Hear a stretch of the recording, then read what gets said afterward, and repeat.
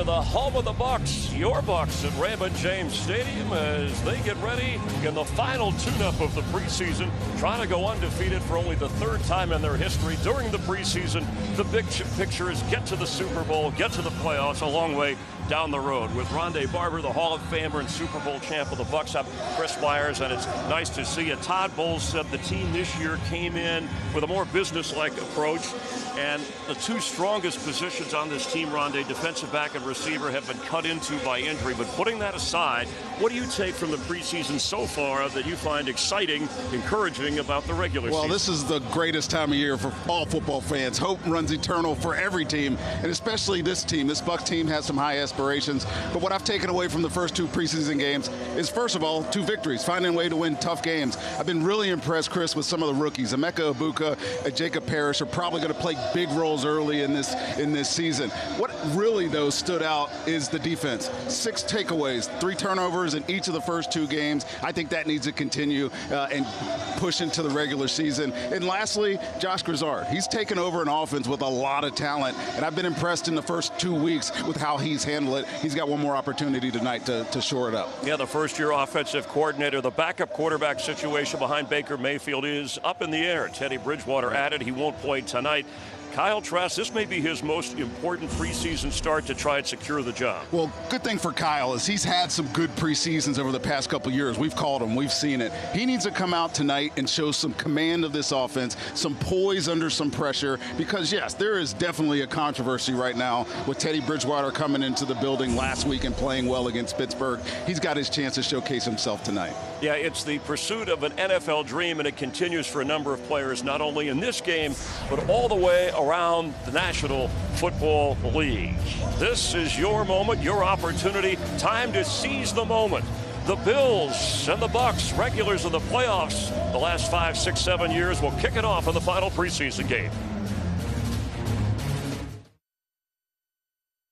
It's brought to you by Advent Health. Advent Health, the exclusive hospital of the Tampa Bay Buccaneers.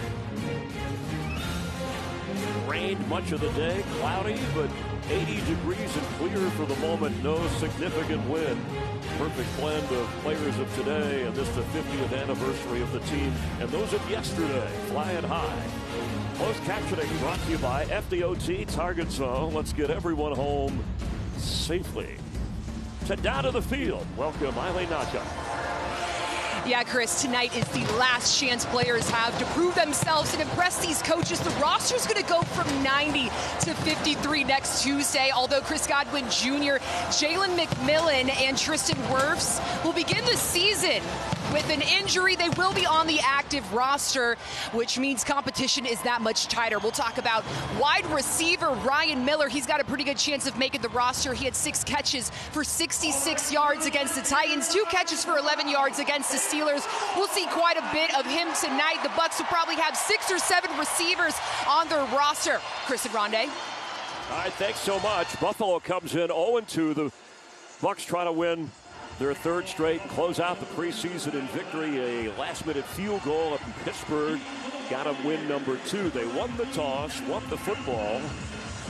Josh Williams and Cam Johnson back to receive as Tyler Bass, who's been the regular kicker for the Bills, will kick it off. This Bills team trying to extend a current streak of 5 straight AFC East titles, 6 straight playoff appearances, and 6 straight 10 seasons, or 6 seasons with 10 wins, as the Bucs are trying to continue their streak and win a 5th NFC South Division title.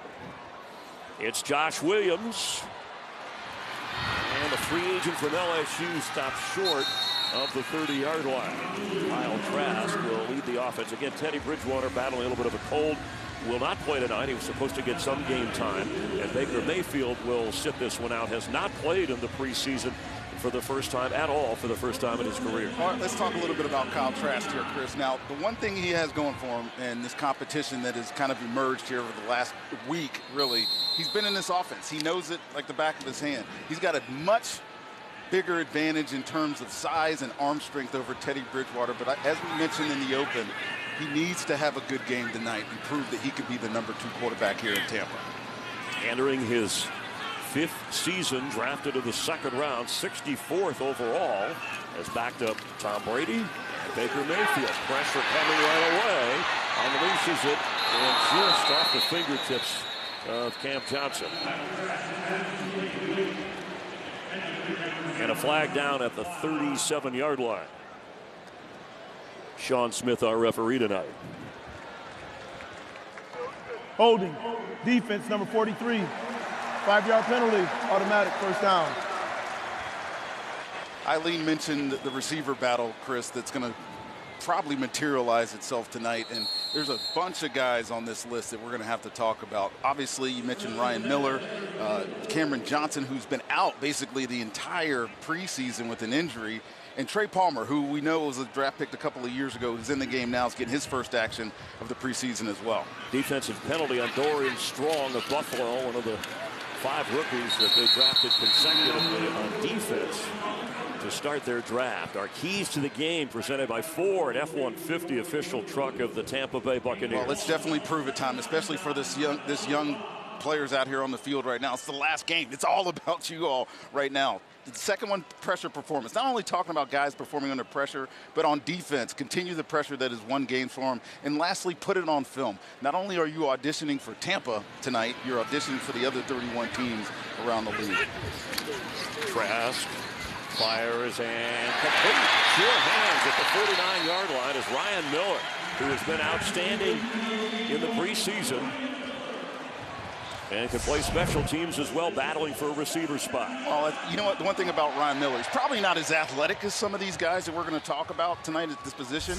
But one thing he is a core 4-team special teams player, and he's got great hands. I mean, he leads his team in receptions in the preseason. He's been very, very good, and I know that they can rely on him. Former tight end, second-year player from Furman. Got some playing time last year on the practice squad as Trask is set to throw again. Sets it up to Sean Tucker. 2 Buffalo Bills to get past, and he's brought down at midfield. Let's take a look at the weather-tight window players to watch. For windows and doors done right, call weather-tight windows. For weather-tight, Mike. No surprise here, Kyle Trask is one of our players to watch. He's only got 11 career passes in the regular season, Chris, but he's had some good preseasons. He'll need another one today. Tez Johnson, we're going to talk a lot about this kid because he's so exciting. He's got great ability, and with the down injuries at receiver, you're going to expect him. And Josh Williams, this last guy, we saw him last week for the first time, and this team loves him. I know they're going to try to keep 3, maybe 4 running backs because of the way he's played. Sean Tucker is tackled right away as he got to midfield. Tucker, one of those free agents from the past that has made this team. And we'll talk with general manager Jason Light in the second half. A tradition we started decades ago where a GM comes to the booth, and now you see it all over the place. But he's not only through the draft built this team with Todd Bowles through free agents over the last couple of seasons. Oh, it's fantastic to see guys play significant roles that aren't drafted. I mean, there's a lot of ways to get to the NFL, and we'll talk about this game being the last game for a lot of players here. But finding gems, you know, when you get to go sign them out of college has been a huge part of how this Bucs team has shaped their roster over the years. 3rd down test here for Trask in the offense. Need 8.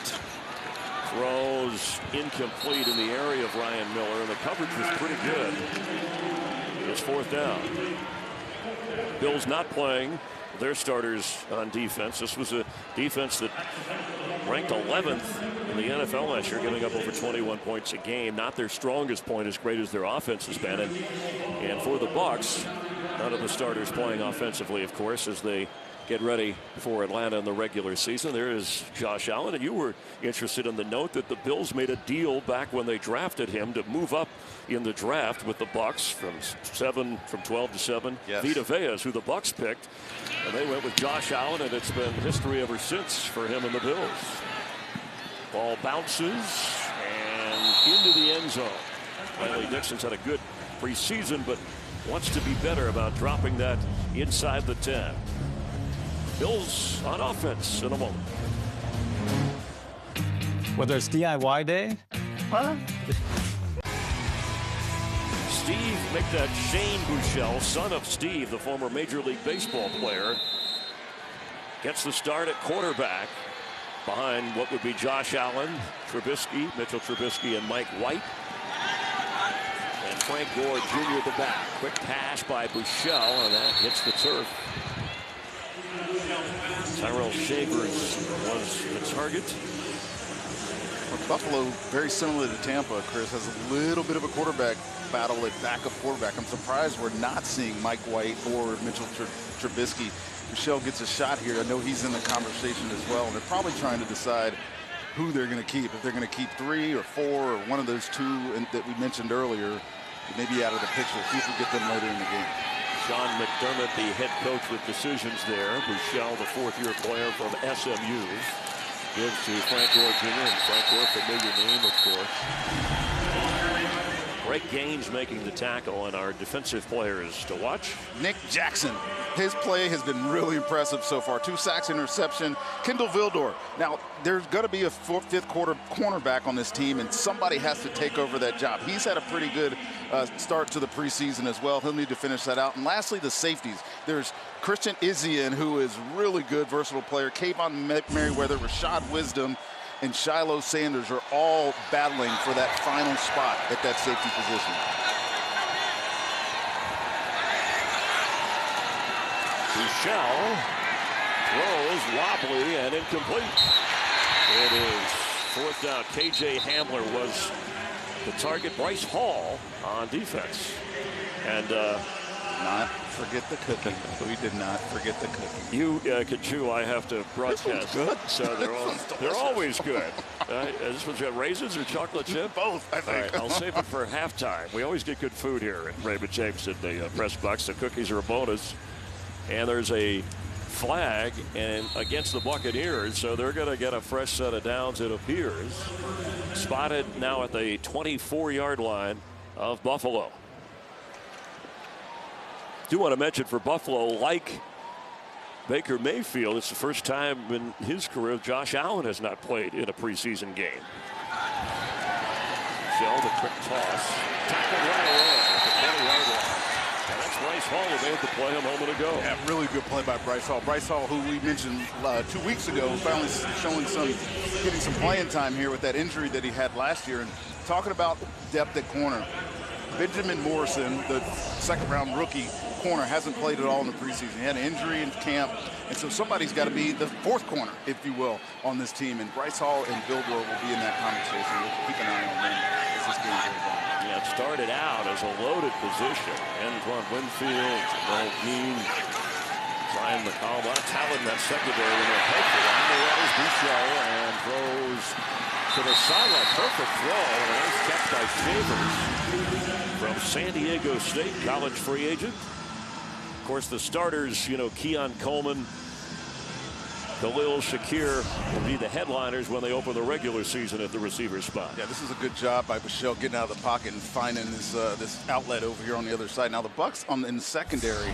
I talked about Rashawn Wisdom, number 38. He's a safety by trade, but last week coach was really impressed with him. Right here in the screen. He coached him up how to play nickel at halftime, and he went in and played the rest of the game at that position. He's actually getting a start there tonight. Good defense up front. In fact, the Bucs had to sign Trey Avery off the Tennessee Titans team in that secondary. Is mostly a corner. Wisdom just making the tackle there moments ago. We've talked a lot this preseason about that nickel position because Jacob Parrish, the rookie out of Kansas State, has been really impressive. But besides Christian Izien, who's not playing tonight, they don't really have another nickel to put in there. Obviously, Tyke Smith did it last year, but he's the primary safety this year. So I'm going to keep an eye on that position as well tonight.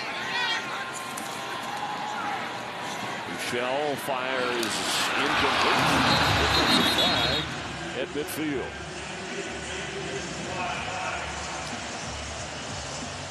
I think Shiloh Sanders. Pass interference. Defense number 28. Right when they got off on 3rd down was also a holding penalty. It wasn't on Shiloh. I think it was on Bryce Hall on the other side. But you'll see this at the very end of this play. I mean, it didn't look like he turned the body of the receiver, but receiver Davidson there is calling it right away, and the official saw the same thing. Zach Davidson from Central Missouri at the tight end position. We won't see Dawson Knox or Dalton Kincaid, the starting unit for that. It was the starting tight ends for most of the season for Buffalo. Yeah, Todd Bowles said the team came in this preseason a little bit ahead of schedule, more accomplished, ahead of the curve is the way, with an accomplished mindset that he worded it. And they've won some close games. At home against Tennessee, on the road at Pittsburgh. The quick toss. Elijah Moore. And he's near a first down up there at 50 yards short. Moore getting rave reviews from the Bills coaching staff this preseason. In his 5th year from Ole Miss, more recently with the Browns, also originally drafted by the Jets in the 2nd round. Our Down and Distance brought to you by Advent Health, the exclusive hospital of the Tampa Bay Buccaneers. Picked up 9.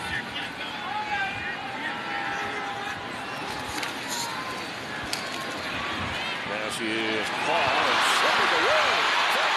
Junior gets out the 25 with the ball. One of the guys who eventually brought him down. A missed tackle in the open field here, Chris. And I mean, I know the field's been a little wet. It's been raining all day, but you get these opportunities. This could have been a lost yardage play. I think it's Watts that's in. No, it's not. It's Nick Jackson who was in position to make that tackle and just can't keep his footing and goes down. And we've been talking so highly about Nick Jackson, and he's not able to make that play there. But 53 in white, middle linebacker. Everything he's done in the preseason is done really, really well. It's the first real bad play that I've seen him make. Pick up on 21. They go back to Gore Jr. on the ground. Yeah, Nick Jackson, the free agent linebacker from Iowa, you think has made his team. He's led the team in tackles in different games. He had that one-handed interception. He's also had a sack, part of the defense that has been impressive when some of the backups have been in there. He's shown himself to be able to make some splash plays, be in the right place at the right time. And, you know, you hate to see guys miss tackles, but the dude does play really fast, Chris. And I think that's what is impressing Todd Bowles the most about him. Good pass. Jackson has another Buffalo first down. And again, 2 Buccaneers on the turf, sliding in to come make tackles. And look, when you're trying to play fast and the turf is wet, you really have to find a way to gather yourself. You cannot overextend your steps. You got to gather, find a way to put a chest on somebody and come up with a body part. And that's 2 plays in a row that we've served. 2 out of 3 plays where we've seen Bucs not be able to get these Bills runners on the ground. Yeah, it rained, as we said, but the field was covered. The tarp was on. They took it off about an hour or 2 before kickoff, and it hasn't rained since, but Tampa out there. Frank Gore Jr. inside the 10. There is Nick Jackson again on the tackle. In college, he had over his career, I mean, the number of tackles were outstanding. Yeah, he started his career at Virginia and then transferred and was really, really impressive. I know we've mentioned this, but he was not a very highly sought after guy coming out of college. It's amazing that when you have that many tackles coming out of Iowa that you're not on a lot of people's radar. But I think the Bucs still lucky to have him on the roster right now. A school known for great defense, a program there with the Hawkeyes. Quick pass again. And near first down, KJ Hamler. He's in for the touchdown. Falling forward toward the pylon. Over on a 3rd down. He's extended by another penalty, and then they just control that entire drive. Good job by this quarterback. Finding receivers, real quick play action. I'm not sure if he's in. Yeah, they're going to take a closer look at this as they do. That knee. He's going to be down short. He's going to be down short. Before the pylon. Our line, it'll be 2nd and goal. 3rd and goal. Expedited review. As they Correction. Always, 1st and goal. I want to make sure that's the right way to call it. Yeah, I mean, you let it go. And I think in the end, this year, some of this will not have to be a score. Because there's such good communication from upstairs to downstairs on the field. It definitely helps speed up the game. It is, however, 1st and goal. Frank Gore Jr. falling ahead and in for the touchdown for the Bills. There are a few Buffalo fans here at Raymond James, getting to celebrate twice. almost a mishandled snap. Mike Green, good pressure up front, but Frank Gore Jr., how about his dad? One of the best. From the University of Miami on to some great years. 49 number of teams. 49 yeah, a lot of teams. A lot of years, too. Bills were shut out against the Bears in their last preseason game. Here, the extra point from Tyler Bass. And a 7-0 first quarter lead. Frank Gore Jr. and Shane Buechele engineering.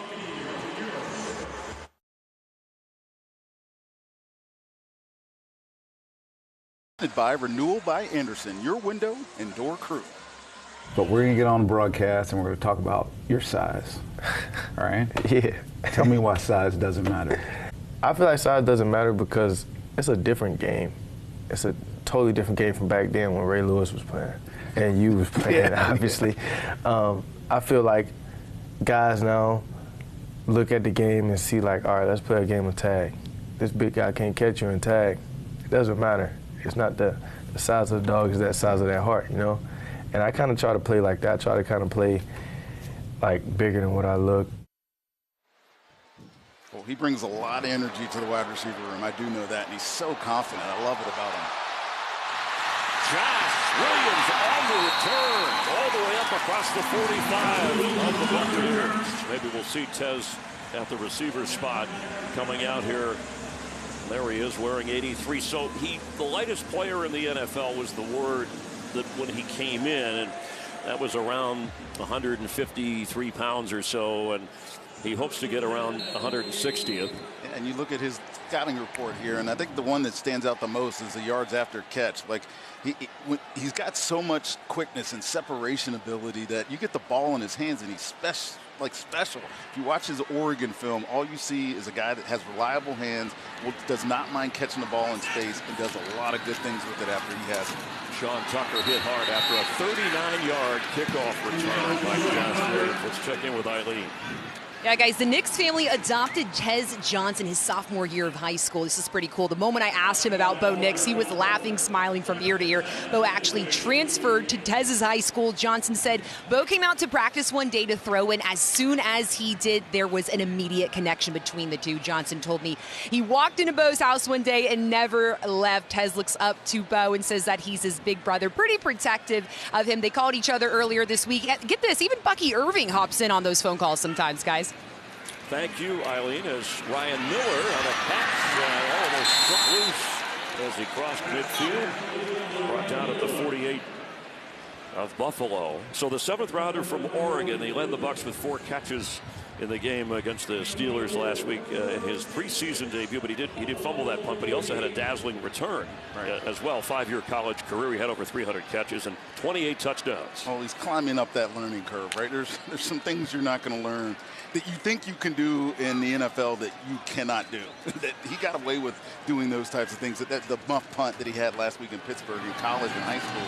But now on this level, it's a totally different story. He'll learn from those mistakes. Trask will complete. There's a nice move, and that's what Tez Johnson can do. So he doesn't mind being outsized or outweighed if people can't catch him. To be honest with you, I think he likes it. He leans into it. When I was having that conversation with him at One Buck Place, he looked at me when I asked that question, and the smile on his face was beaming. He couldn't wait to get out and play in a real game. And I think we're going to see a lot of him tonight because with the injuries at wide receiver, we need a 5th or 6th receiver. Obviously, he's got a role as a punt returner on this football team. I think that's locked up for him. But if we need some depth at the other positions, he's going to be the one to provide it. First down pickup. Trask can't find anybody, and he holds it and goes down. Yeah, the season, John Walker with the sack. 4th rounder from Kentucky for Buffalo, with Chris Godwin and Jalen McMillan starting the season injured, although they'll be active. Be a chance for Tez Johnson to shine. Not much opportunity there. No, not for Kyle Trask there. And really, the offensive line has been pretty good. I mean, the Steelers gave him some trouble last week in the run game.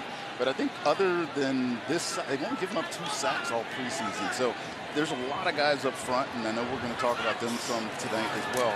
They're really trying to secure that 8th, 9th position on the offensive line. Josh Williams fighting inside the 40, and depends on the spot. Looks like they're going to mark him. We'll check. On 3rd down and 10 at the 39-yard line.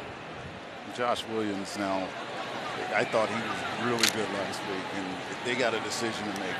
You obviously know who those top 3 running backs are here in Tampa: Bucky Irving, Rashad White, and Sean Tucker. And they are really debating what to do with this guy because of what he's shown so far in the preseason and transfer. Brass lets it go. What a hit at the 35-yard line. Devin Polk, the tight end, couldn't hold it. It was Cole Bishop. He knocked it loose, and it's 4th down. Kyle's forced to get rid of this ball really quickly. Really good blitz pick up there by Josh Williams. He had more time, Kyle did, to make that completion, or maybe even find a second read, because even if he would have completed that to Culp, it wasn't going to be a 1st down. And given where they are, situational football, maybe you try to pick up some yardage so that you can go on 4th down. I mean, you're trying to work on some things as you develop with this Buccaneer team, or players that are trying to at least fit into the team somewhere. So Riley Dixon, let's see if he can nail this inside the 10, and they set it up, and special teams, they knock it around. Let's see, and they're going to say, who was the second person to come in there? Touchback. Got in the way a little bit, right? That was Jacob Harris got there first. It was a good effort. Bills will take over on offense with a 7 in Florida. And you know, there was a 100-degree Tampa measurement for the first time this summer, and the only, now they were one of 2, but the only NFL city that has never had 100 degrees recorded at any time in that city. Let me guess. Go ahead. Buffalo, you win. Here, have a cookie. Go away now. All right, 39-yard punt, but they didn't want it rolling into the end zone. Special teams miscue there, bouncing around as Jarvian Howard is in it back. Michelle dumps it off to Howard. And a slick move up near the 28-yard line. Michelle now 7 out of 8. Let's look at this kick real quick, because this was a really good play initially. And I thought Harris did a great job. He fumbles it around, and then it's Garrett Green who's not able to handle it. And when he's touching the ball and it passes the goal, and that's why it's a touchback, even though it looked like it stayed in. Yeah, Jacob Harris was there first and in position. Looks like they really worked on that. I know that's something that Riley Dixon and the special teams unit said, hey, we have to improve on, because they've had some booming kicks, some 60-yarders from Dixon this preseason. Howard bouncing off of lineman, knocked backwards. Give Adam Gotsis credit. The 10-year veteran, highest drafted Australian-born player in NFL history, and he's in a battle here. Yeah, Gotsis, C.J. Brewer, Mike Green, all guys that are interior defensive linemen here. Obviously, we saw Greg Gaines make a play earlier in this drive, but really those 3 guys that I just mentioned are the ones that are fighting for that last spot there. You see Chris Braswell playing in this game, still got something to prove out as an edge defender. If there's still a weakness on this team, Chris, I think that's where it is. It's the edge defenders and the pressure from the get on a quarterback, and I need one of these guys in this game to show up and show that they can do it during the regular season. Timeout. 28 seconds remaining in the opening quarter and a 3rd and 3. Bills will discuss it. So will Todd Bowles. Will they bring extra pressure?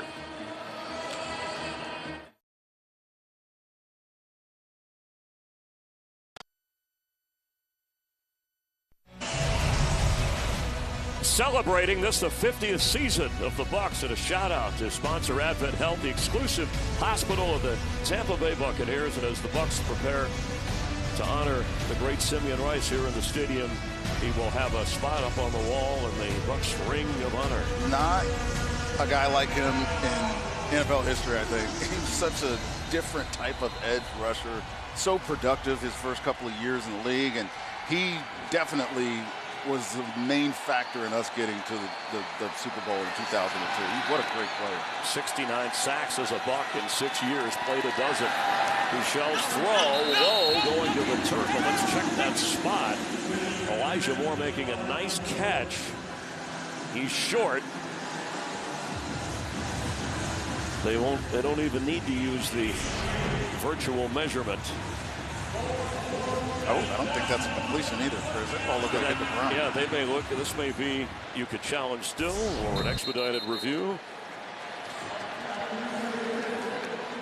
That's the end of the first quarter. They are saying now that is incomplete. They are ruling that incomplete. 7-0 Buffalo.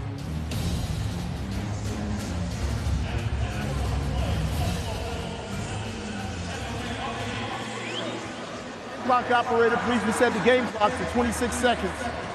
The previous ruling was an incomplete pass. Thank you.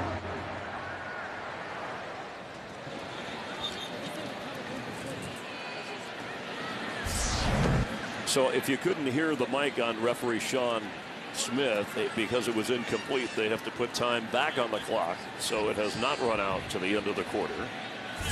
You were on that in a hurry like a good defensive back. You know. See that you see that even from up here. You know what, Chris? 26 seconds. We're giving the people what they want. More of us talking.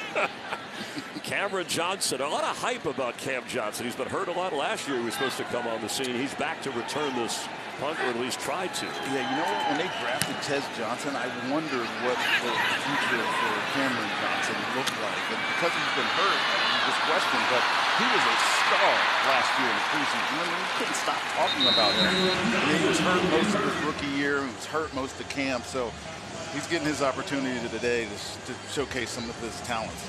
And a nice return up to the 34-yard line after a booming kick of over 60 yards by Cameron Johnson. You know, back on the Ring of Honor there, I remember I was on your podcast, which I highly recommend for people to check out. And you said, hey, do you think Tom Brady will get into the Ring of Honor at some point? I'm like, absolutely he should be. I mean, you know, I know his entire career he's more of a Patriot, but we won a Super Bowl here. I mean, Tony Dungy did that. Warren Sapp played for other teams, but Arians won a Super Bowl. He's in the Ring of Honor. But it's those all your entire career, like you and Derek Brooks with one franchise. That's why that top 50 is so valuable. The toss, complete. There's Tez turning on the afterburners. It crosses up to midfield. And I'm not going to lie, Chris. It is really nice to see my old coach John Gruden back up on those walls up there. Good job here. This sub released by Tez Johnson, and then a good block downfield by Trey Palmer to spin some more yardage for the young rookie. An impressive catch and carry for a first down, a pickup of 16, and now it's the end of the first quarter. Whether it's DIY day. The first quarter stats are brought to you by Jabil, bringing products to life for the world's leading brands. I think the only thing that stands out there, Chris, is those 7 first downs as opposed to the forward Tampa. We can't keep a drive going, whereas Michelle in that first quarter, I mean, it's really just one drive. He had all his completions, moving the sticks. He had the 1 first down by penalty. That's really the difference in the ballgame so far. Right at midfield, first down, Josh Williams, former LSU running back, gets the carry. And tackled after he falls forward for a gain of about 3.5. Trask 6 out of 8 so far.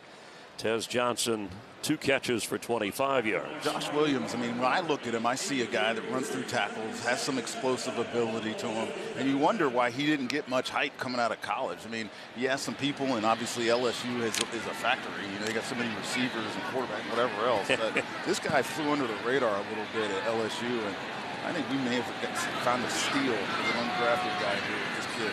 Played in over 60 games at LSU. His preseason debut last week led the team in rush yards. Trask with a strong delivery, but a tackle made right away on Tez Johnson, already his 3rd catch. Well, Kyle Trask has gotten off to a pretty good start here. 7 completions, got almost 50 yards, and I like some of his decision making. There's one instance where he held the ball a little bit too long, took a sack, but other than that, he looks like he has command of this offense. He's pushing the ball when he needs to. Obviously, it helps to have a running game, get going, some play action that Josh Broussard can call for Kyle Trask. But I really want to see him showcase the ability to work this offense and get us down here for a score. Yeah, and again, he's the 2nd and 3rd unit players, both in the trenches and at the receiver positions. But there's a nice catch.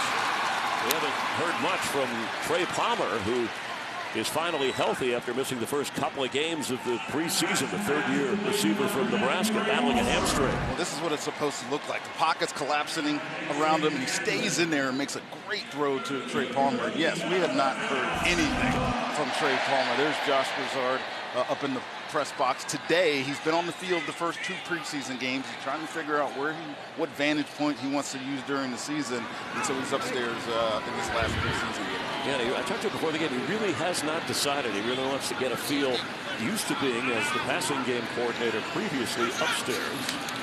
On first down, Trask looks. He better get rid of it or take off and run. And he looks his way down inside. Yeah, Grizzard was in Miami right before he came to the Bucs last year, and for 7 seasons there, he did spend a year with Teddy Bridgewater back there, and that's the question the Bucs have to ask themselves. If something, God forbid, should happen to Baker Mayfield, we're a contending team here for the postseason, for the division. Who do we feel most comfortable with at the backup quarterback spot? Is it Kyle Trask or Teddy Bridgewater? That is the question. I mentioned in the open, Kyle Trask only has 11 passes in his pro career, whereas Teddy Bridgewater has started many games. He's got the experience edge, but Kyle Trask has been here. He understands what this offense is about, and if he has a good game today, it's going to make a tough decision for the entire organization about who's going to be their number 2. Cameron Johnson could not hang on to that toss. And Johnson may be in trouble about making this team. Well, I think because the receiver room is so deep, I think he was behind the 8 ball to begin with. And obviously, the injuries make that somewhat murky, but with guys like Ryan Miller, and obviously we talked about Tez, and there's enough guys on this roster where they're going to have to make a decision. If they keep Chris Godwin on the active roster, if they figure he's not going to play for a couple of weeks, it's going to be a hard decision for Jason to decide how many receivers they actually keep. Flag down, catch made. Johnson has a first down to a 16 to Buffalo. It feels like every time he makes a catch, he's going to make somebody miss. It's like you're shocked when he gets tackled by the first guy. Defense, number 55. That penalty's declined. He's on the play as a first down. Sorry, Sean Smith. We knew that they were going to keep that play. But yes, Tez Johnson. Do I hear a cannon? Tez Johnson is showcasing right now why they love him so much. Get the ball in his hands. The first guy is guaranteed to miss, and he's got this after-the-catch ability that everybody likes to talk about and yak and yak and yak, but the dude is special when he has the ball in his hands. We're getting a good showcase of that today. Picked up 11. That's a great play. The minute he touches it, I don't care if anybody's near him or not, he's off and running. Palmer in motion. Josh Williams on an awkward-looking play, but the Bills just blow it up. That was a busted play from the kicker. I'm not sure if Kyle got that snap correctly, and they're rotating centers here. I think Elijah Klein, 79, is the center today in this game, and it's a position where they got to figure it out. You can see that play was blown up from the get-go. Yeah, Deion Walker, 4th rounder from Kentucky. Just a 21-year-old made that tackle for the Bills at 6'7". How about the Bills, Chris? They not only did they added 6 defensive linemen this year through the draft and free agency. There's Tez. And he does spit out something. Looks like he might lose a yard. He gets back inside the 20. The cannons fire and makes something out of nothing. That play literally should have been nothing. I mean, watch the cadence of his feet. Just watch how quickly his feet move, the spin, the elusiveness, the reducing his even small frame even more, making people miss and diving to get something out of that. That's pretty special. 3-yard completion. All that for 3, but made it fun. 5'10" and about, 160. He's trying to add weight. Desmond Watson will address his story on defense, trying to lose weight. Inactive, but still part of the Bucs' long-range plan. Handled by Trask, floating it. Catch made, knocked away. And Johnson couldn't hold on. Good defensive play. But he had his hands on it. Well, you can see it in this game. The last preseason game, when you're trying to earn a spot, you have to catch this. You cannot let that be an incompletion. Wasn't even a tough hit. Trey Herndon was the one who got to him. Frustration. So that works against Trask in the stats, but the staff knows that he delivered the ball. It was a perfect decision to throw that ball against cover 2. There was a guy in the flat. Cameron went right past it. He made a good delivery. He's got to be a catch. 35-yard try. He kicked the game winner as time expired up in Pittsburgh last Saturday night. Chase McLaughlin, and you can bank on Chase. Bucs are on the board. Are they paying for that? Ooh, paying what? I got nothing.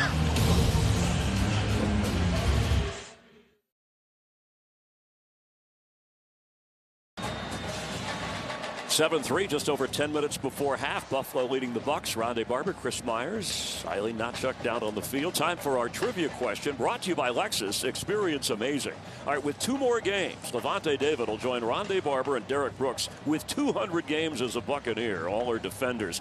But the question here is, who has played the most games for the Bucs on offense? What offensive player? The answer coming in the second half. This is going to be a good one. Y'all better rack your brains for this one. Yeah, this is worth looking at. And in the second half, also talk with Jason Lang and Baker Mayfield will join us as well. Taking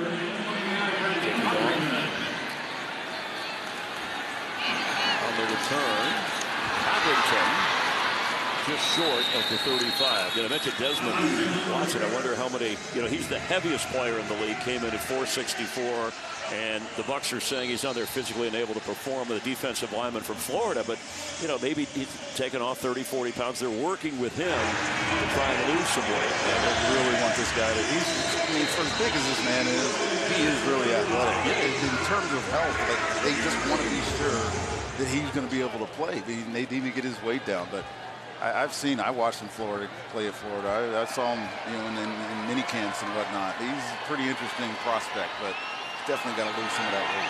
Plant City, Florida native is Desmond Watson, and the next Gator, Michelle, a mix-up, but he holds on to it and gets across the 36-yard line. Boy, him and Vita Vea, if he gets to play in weight and in shape to join the Bucs up front. Wow. That would be trouble to get around that. Impossible to get around. GPS wouldn't be able to help you. But the pass rush for the Bucs defense, that's something, I know that Todd Bowles is known for his creative blitz packages. There's Vita Vea getting the night off, and what a performer he's been. Second Pro Bowl last year. Second on the team in sacks. Let's get back to that point you were just making. Yeah, he had 7. Michelle, right on target, and inside the 40. KJ Hamler. Penn State Nittany Lion in his 4th year. Just a little breakdown in coverage here, because I'm not even sure who was supposed to be in the flat there, but there's 3 Bucs surrounding him, and none of them look like they have responsibility out there. And I know there's some young guys playing.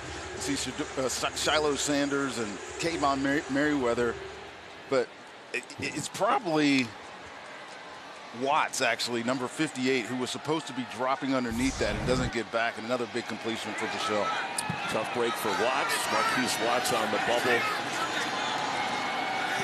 Howard remains the back, gets the pitch, and slips through to get inside the 30 of the Bucs. Yeah, when the regular season rolls around, right, you got Zion McCollum, who's really developed, and your top cover corner guy, along with Jamel Dean, who was going to be pushed, but as you mentioned, Benjamin Morrison hasn't been healthy to challenge. And then you have Winfield, you got Parrish is going to figure, right? Right, Parrish is going to figure, Tyke Smith at safety, but all of it starts up front. I mean, it's an age-old adage. You talk about Bucs great defenses of old. It started up front. Warren Sapp, Simeon Rice is going into our Ring of Honor, and I just don't think they have enough guys right now up front to really affect other than Hassan Reddick and Yaya Diaby. We need some more edge pressure. It just hasn't shown itself yet.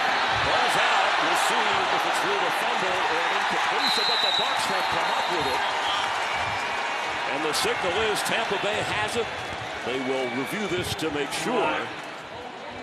Defense number 34, 5-yard penalty, automatic, first down. The penalty on Bryce Hall holding will wipe out the Marquise Watts recovery. Right, and this was actually good pressure. They actually got him to hold the football here. You see Mike Green, and there's 43. Yeah, I think he was moving his arm forward anyways, but Bryce Hall with the penalty, it doesn't matter. And you hear the boos here, but the holding penalty will negate all of that. Kalijah Cansey, by the way, has led the Bucs in sacks last year with 7.5. Yeah, so to get back to that point, when your 2 interior defensive linemen, and Kalijah Cansey's the interior defensive end, and Vita Vea is your nose tackle, are leading your team in sacks, there's something wrong. And I think that Todd Bowles knows that. You just cannot be creative every single time you got to rush the passer. You need some of these edge pressure guys to really start producing. This is Young carrying the football inside the 25 after the penalty. You know, they've always been good against the run, every year consistently.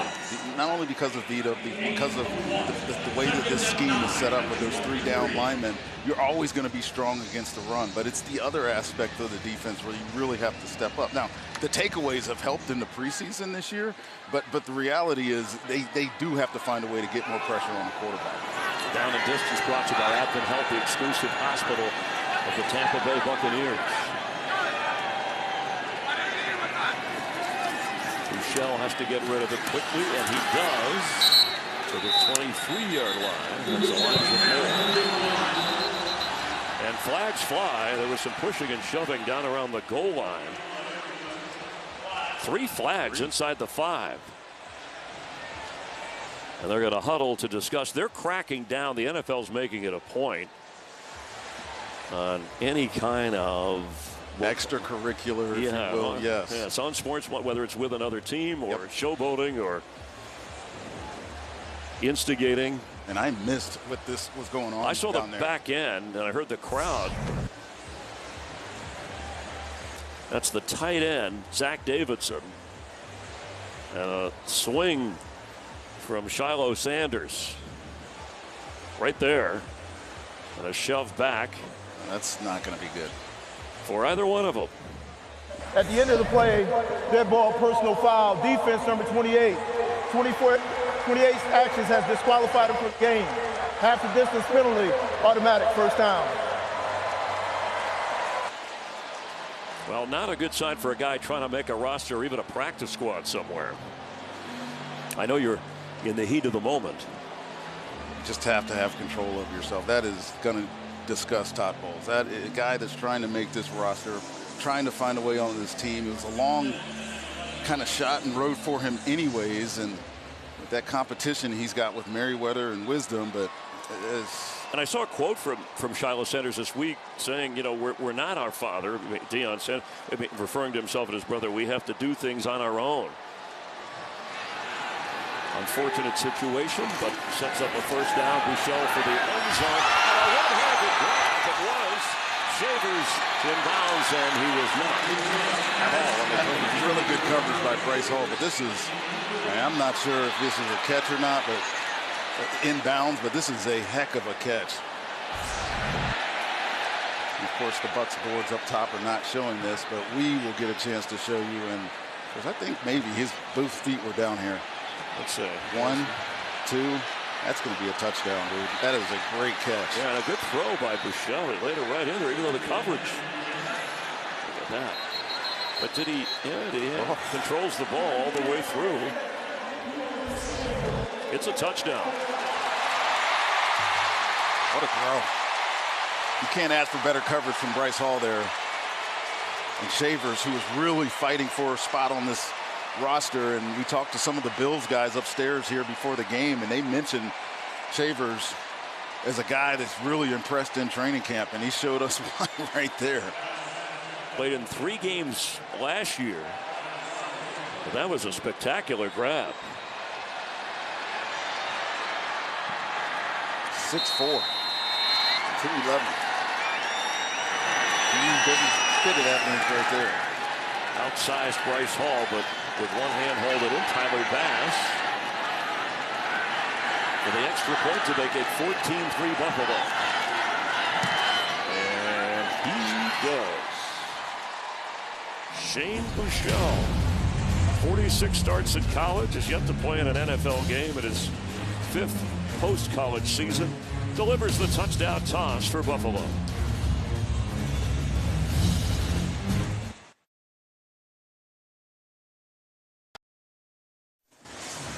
Todd Bowles upset. I think he wanted an offensive face mask, or at least the offensive player to be penalized, as Shiloh Sanders on the Bucs defense was. That's what he was pointing out. Lost the argument at a 14-3 Bills lead.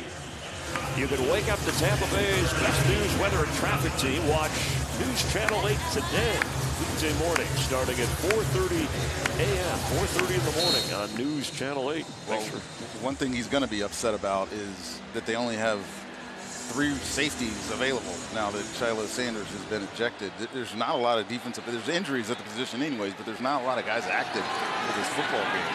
And And Buchel has been eating him up as Josh Williams showing something in the return game. Another big one. Up near the 50-yard line before he's run out of bounds. That's two 35-plus yarders in the return game. So between him and Tez Johnson, you've got some guys capable. Well, you see why this decision is going to be so hard for Tampa, trying to decide what they do with this fourth running back. Josh Williams has been impressive, and he just continues to show why they have such high hopes for an undrafted player. That one was 42 yards on the return.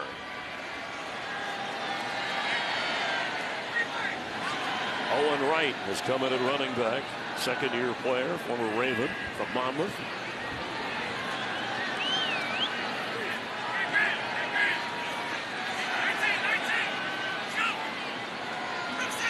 Trask has gone all the way at quarterback, and Wright with a quick burst picks up 8. Still on Josh Williams, I think. The Bucs signed Josh Williams as an undrafted free agent, but you know who also the Bucs signed? His father, Jermaine Williams, in 1997, who was also a running back. Josh's mother, Kim, is his agent, but this is really interesting, guys. While he was injured, the team had him in the huddle listening to all the plays, so it really shows that these Buccaneers are interested in him. Chris and Rondé. Thank you very much. Yeah, his father did play in 44 NFL games. Right with a move inside the 45, just short at the moment. That's a good story. I was unaware of that he had been a free agent for the Bucs back in 97. Yeah. And he also played with the then Oakland Raiders, Jacksonville, and Kansas City. And this Josh Williams arriving as a walk-on at LSU, but he got a scholarship after his first year. Well, it shows you how much I remember. 97 was my first year in the NFL. You were busy as a third rounder trying to prove yourself. Still trying to make it. I don't remember Jermaine. You did okay. Williams back in at running back. They need 4. But that spot is back a bit as Trask hesitates and then releases for the first down. It's complete. There's a flag down at the 25, further downfield.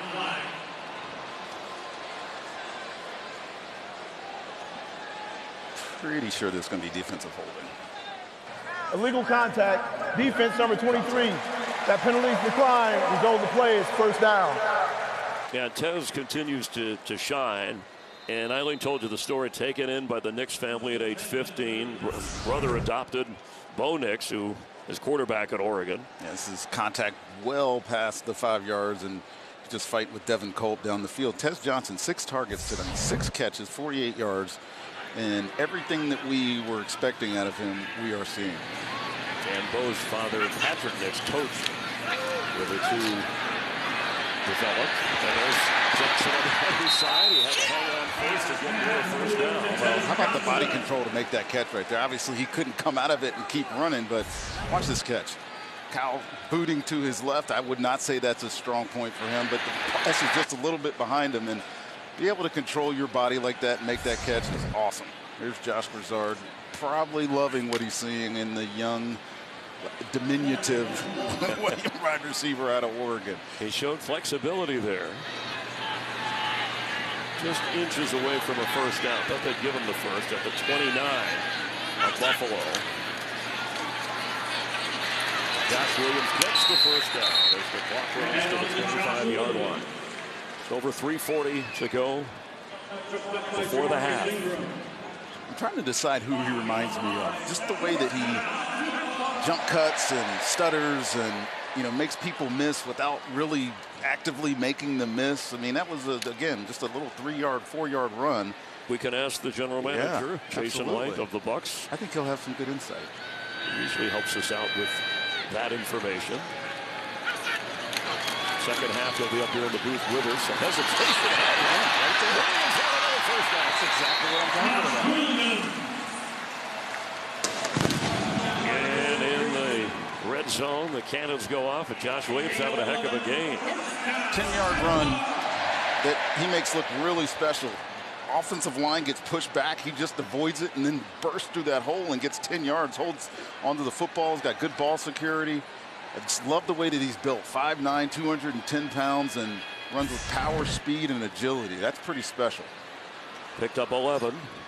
Williams has Johnson as Williams straight ahead. Josh Williams for another first down, a 9-yard pickup. Now, this is how the Bucs were in that first preseason game against the Titans. The offensive line, even though it's the backups, dominating up front and creating these run lanes for Josh Williams to exploit. And again, we've talked about the offensive line a lot. Elijah Klein, number 79 right there, is playing guard. He was at center earlier. You got Ben Scott, who's in at center, a guy trying to fight his way onto this football team, and they're doing a great job.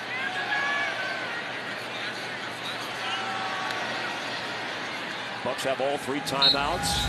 Buffalo has 2. We've reached the 2-minute warning. Buffalo a 14-3 lead, but the Bills in striking distance. The Bucs.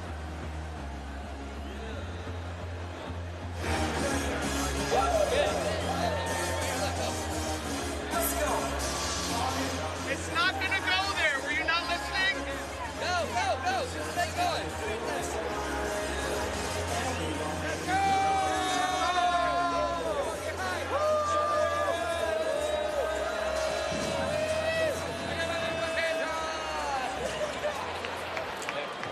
Bills struck early, holding on to an 11-point lead, but from the 5, the Bucs knock it on the door. Hey, the 76 jersey back for 1 season only. It's returned to the field first time since 1976, so there's the iconic look they've used for the home opener, so don't miss your chance to be a part of history and own it. Available now at the Bucs team store and online at shop.buccaneers.com.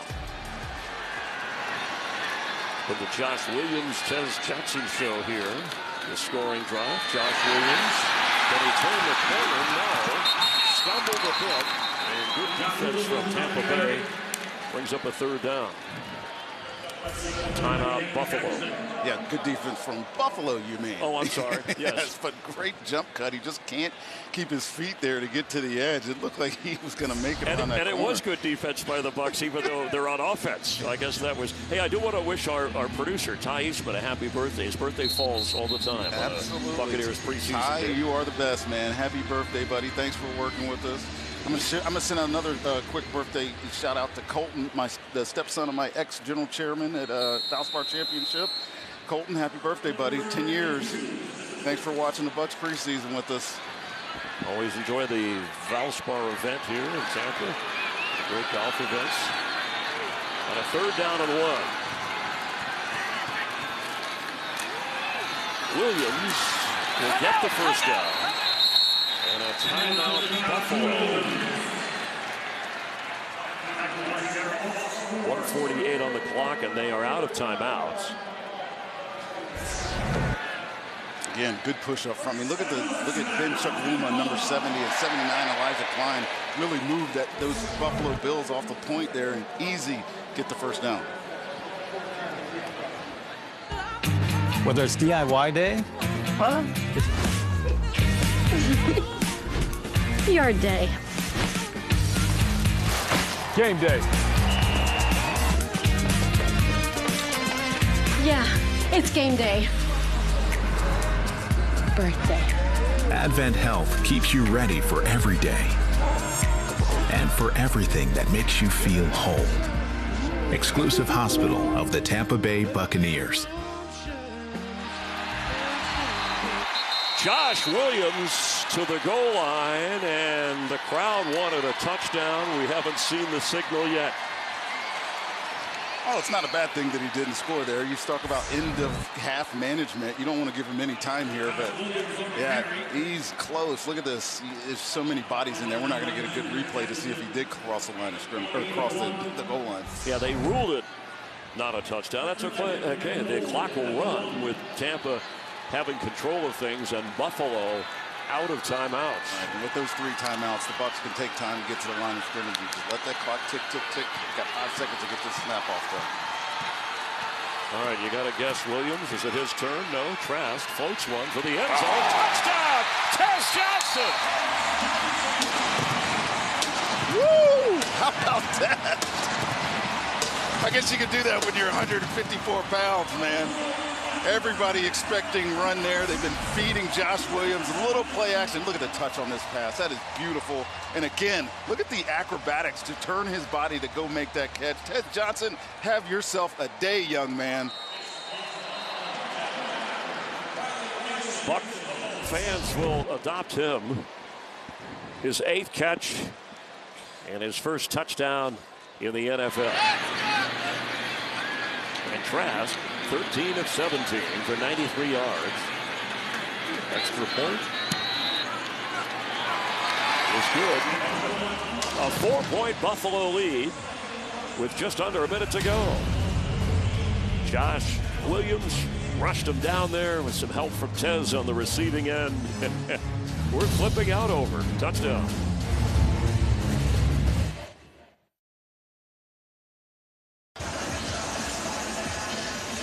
First touchdown of the game for the Bucks. They cut into the Buffalo lead, trailing by 4. Jason Light, general manager of the Bucks. Some of what he has accomplished here. Got that Super Bowl with Tom Brady, recruiting him. We'll be talking to him in the second half. He'll join us in the booth and talk about the team heading into this season. All 15 picks, by the way, from the 23 and 24 draft are still with the team.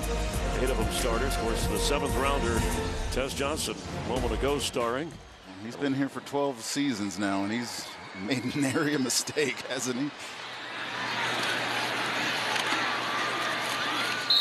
Bills are out of timeouts as the return is up across the 30. Back to this touchdown. Watch the play action pass. It's quick, but Kyle Trask, I think, is really showcasing some of his skills. You know, one of the things about him that nobody talks about is his touch, because you know he has a strong arm, but be able to put that ball right over the top of that defender. Well done, man. Well done. Yeah, 6'5", 6'4.5", 6'5". He's got the build Kyle Trask does. A little bit like Tom Brady. Right. Was in that Bucs uniform. Remember we talked about him and being in a room with Tom and Blaine Gabbert, and he was bigger than both of those guys. So he definitely has a physique for the position. Michelle has had a good game for the Bills. Is smothered. Came in with 6 sacks this defense in the first 2 preseason games. That's rookie Elijah Roberts from SMU. Another guy that they're going to be counting on to play inside here.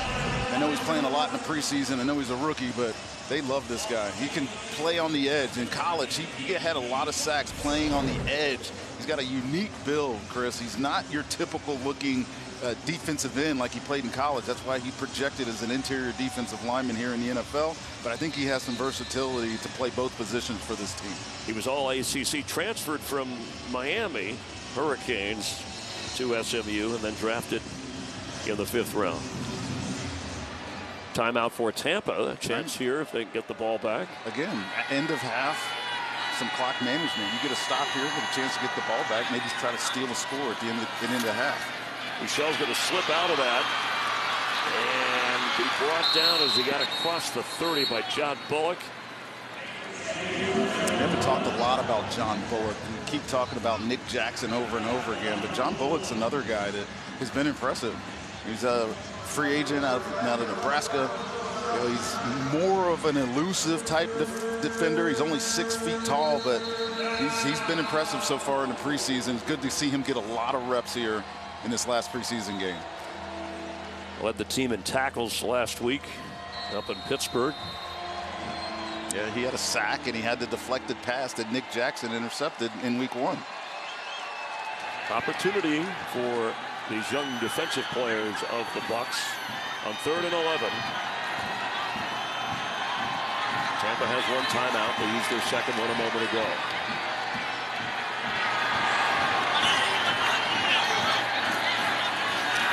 Michelle will throw on the run, and at the sideline, open for the catch, Christian Wilkerson. A nice play by Michelle, and Wilkerson was right on the spot. Yeah, another nice play by Michelle. It's over and over. This is a theme. I mean, there's a quarterback competition in this room. This guy looks like he's winning it. I'm sure he's probably going to play most of the game. So these other 2 guys, Trubisky and Mike White, not getting a look. He's showcasing himself. Extra pressure picked up. And Michelle is inside the 40 of the Bucs. Brought down from behind when he got inside the 35, and it was Nick Jackson who brought him down. Remember, no timeouts for Buffalo, so he's trying to get there to spike it.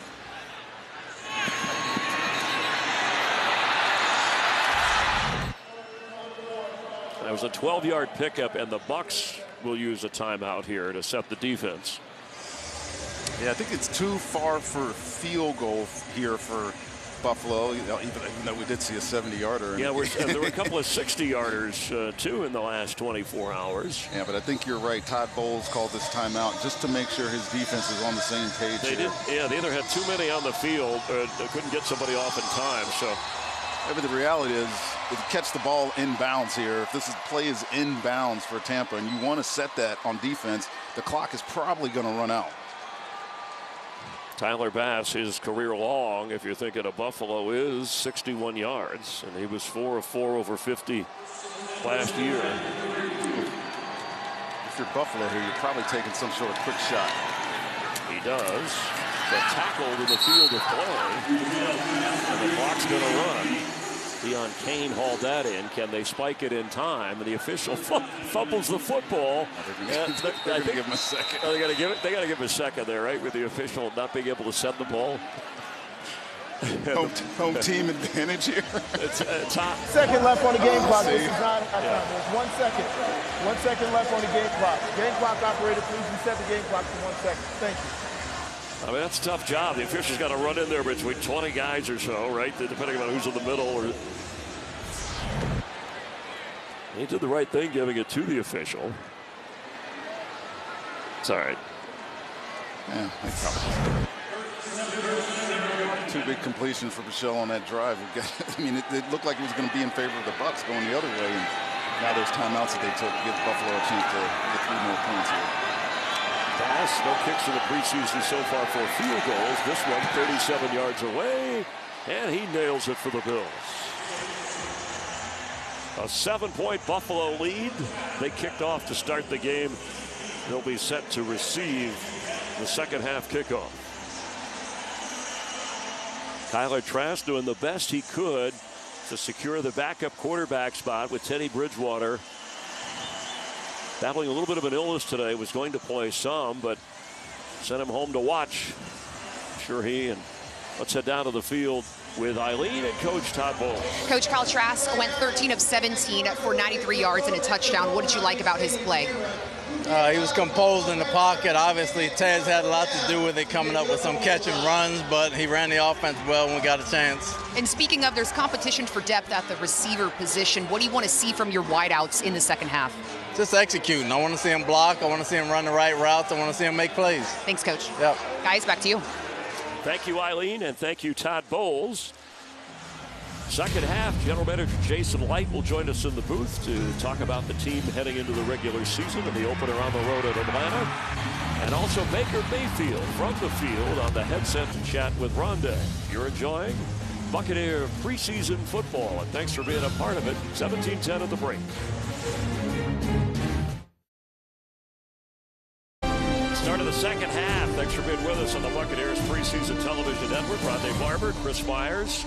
And we welcome the general manager of the Buccaneers, Jason Light, and he comes bringing a gift for Rondé Barber. It's also for Brian Ford and the Bucs, the 50-year anniversary celebration. Oh, look at the jersey that's already personalized. Oh my goodness, that's man! A little bit of the throwback jersey you're going to get for that Jets game. That's pretty sweet. Fans can have that. If only I could still play, Jason.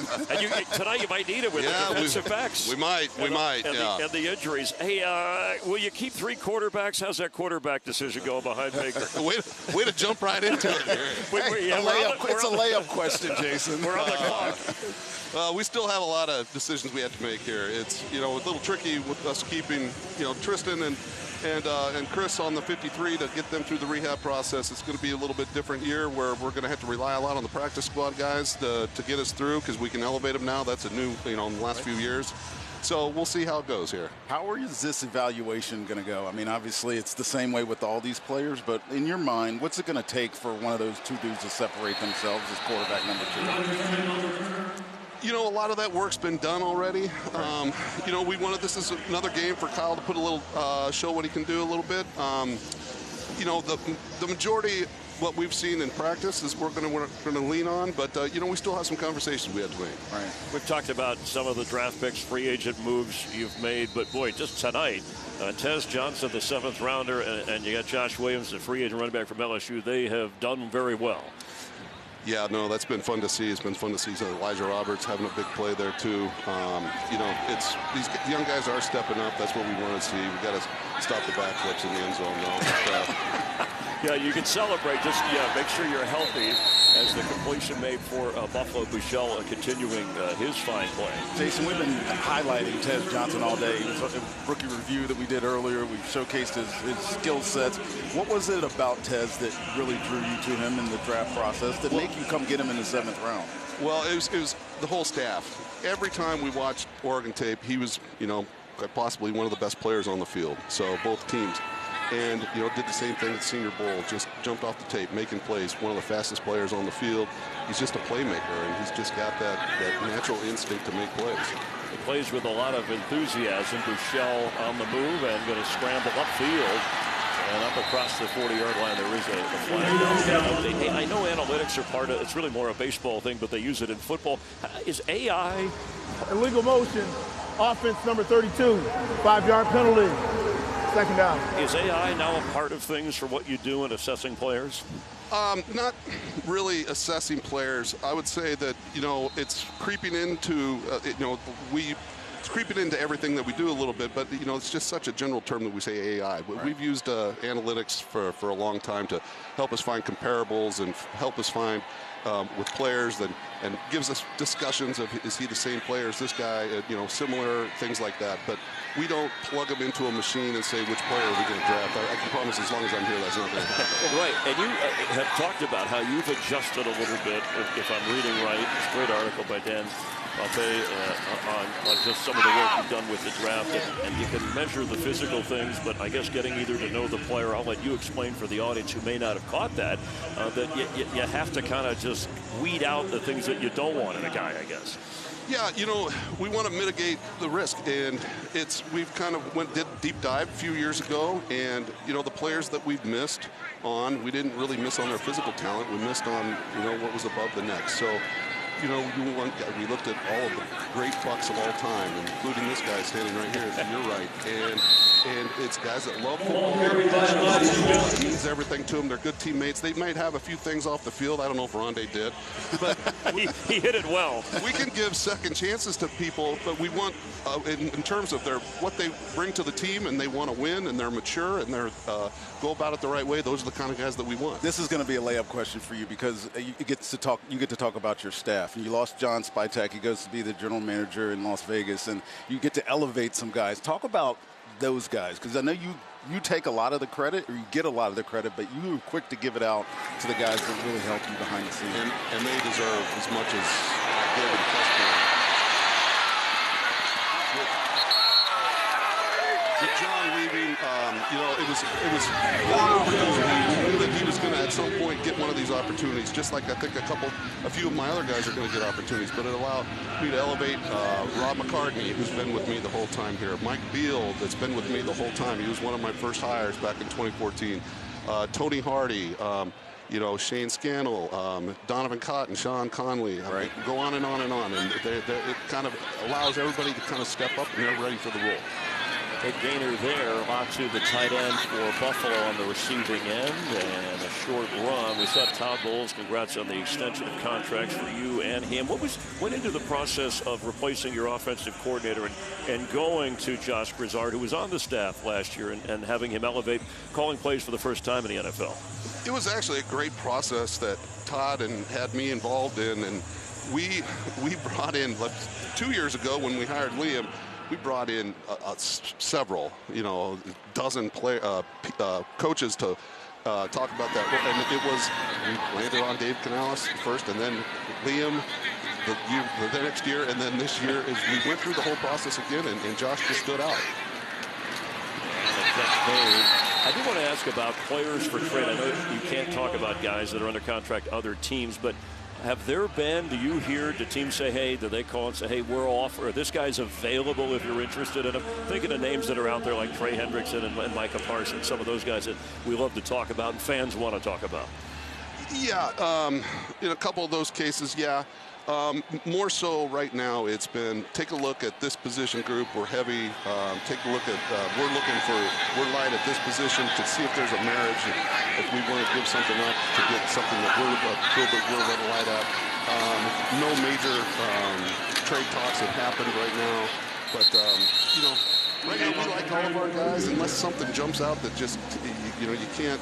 It makes sense from a value standpoint, giving up picks, which I love our picks here. Yes. And then from money standpoint, we have a lot of players that are going to be coming up here in the next few years. So that you have to take care of.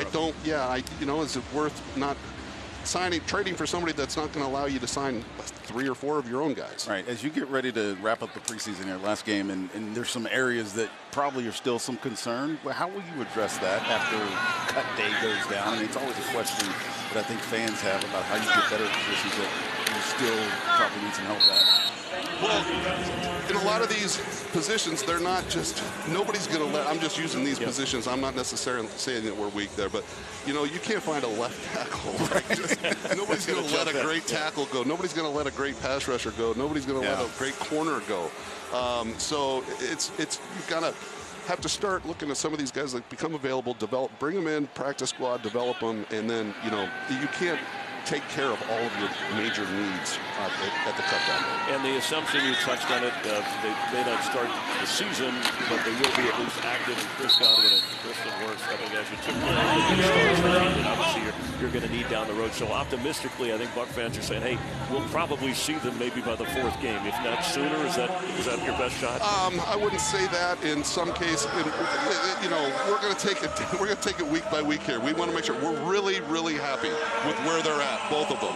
I think Tristan might be ready a little bit sooner than Chris, but I don't want to.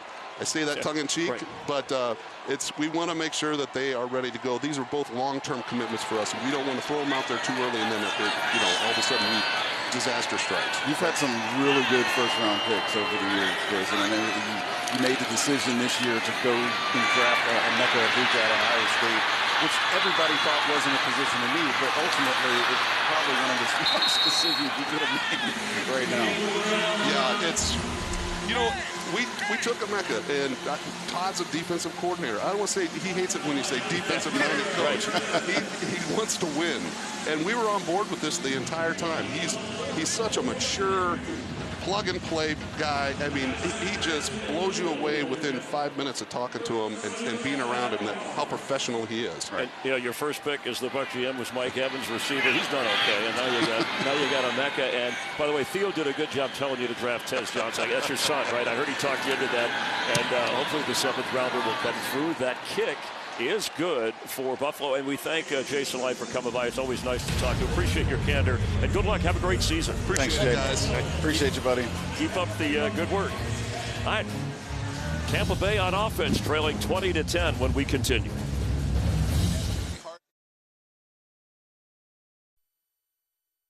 This broadcast is copyrighted by NFL Productions for the private use of our audience. Any other use of this broadcast or any pictures, descriptions, or accounts of the game without the consent of NFL Productions is prohibited. Bucks ready to receive the kick, trailing by 10. Hey, raise the flags, be part of Tampa Bay's biggest party. It's the Bucks' 50th season. Limited season passes remain for the historic year. Join the crew today at Buccaneers.com. Shout out to the Joe Bucks fan, Ira Coughlin, the coverage that they bring you on your Tampa Bay Buccaneers. Cameron Johnson and another return. Johnson down the sideline. Well, Thomas McGahee's got to be really happy about his return units today. That's the 3rd long kickoff return that this team has had. And, with this new rule, Chris, there is not going to be very many balls going into the end zone because of the penalty, if you will, getting it to the 35-yard line. So I think it's going to be a very exciting year in terms of kick returns in the NFL. And looks like the Bucs got 2 pretty good ones right here. And Cam Johnson, fighting for a roster spot, just had a nice play there. Great point on the kickoff. That return of 57 yards to the 38-yard line as Connor Bazelak is in at quarterback after Trask worked the first half. Owen Wright knocked down, and Josh Grizzard, Trask did a pretty nice job there. Still undecided, apparently, according to the general manager and head coach on that backup quarterback. Josh Grizzard has come back down to the sideline from upstairs in the booth. So I think we know where he's going to spend the season calling plays. Kafinsi Henson, who was his assistant, who was down on the field earlier. We didn't get a chance to show a picture of him, but he transferred himself back upstairs, and now the offensive coordinator's sitting down probably where he wants to be. Well, he was there last year. Dane Jackson, by the way, the injured Bill, who's being helped to the sideline, actually walking now himself, slow getting up. Hope that he's okay. But Grizzard, you want to communicate. Baker Mayfield, a veteran, face to face, but then you see more up here than you do, and that's what he. It's interesting how some play callers decide. It isn't Joe Brady upstairs for Buffalo, and it's just a matter of feel and closeness to the game. And Thad Lewis, who's right there behind Josh Grizzard as the quarterback coach, obviously he can communicate with the quarterbacks as well. But I think he wants more of a hands-on feel. And that little upstairs experiment lasted 30 minutes. Well, he'll ultimately decide a lot of decisions that'll be made in the next couple of weeks. Pass is complete. Speaking of decisions, this quarterback, Connor Bazelak, I think has been really good. Now, he doesn't have a strong arm. It's downfield accuracy and power is something that he lacks, but that short to intermediate passing game, he was really efficient last week. You can see how much timing plays into his game. He's really good at getting the ball in and out of his hands. He has excellent footwork. When I watched the film from last week's game, his footwork stood out for me. So if you're a quarterback guru or somebody that thinks they are, just watch the way this guy handles himself in the pocket. Grizzard has talked about his on-field smarts. That should have been caught maybe by Trey Palmer. Let's check in with Eileen. Yeah, guys, rookie Connor Bazelak said this experience has been amazing to absorb everything, including from Baker Mayfield. I asked him what was the biggest thing he's learned. He said the way Mayfield prepares, he doesn't take one practice lightly. He's 100% every day. Ironically, Bazelak grew up a Browns fan. He also told me this is cliche, but it is a dream come true, and he's been working for this moment his entire life, guys. All right, thank you, Eileen. That leads him in position here for a field goal after that great return from 50 yards away. And it's good. Chase McLaughlin in the bank, 20-13.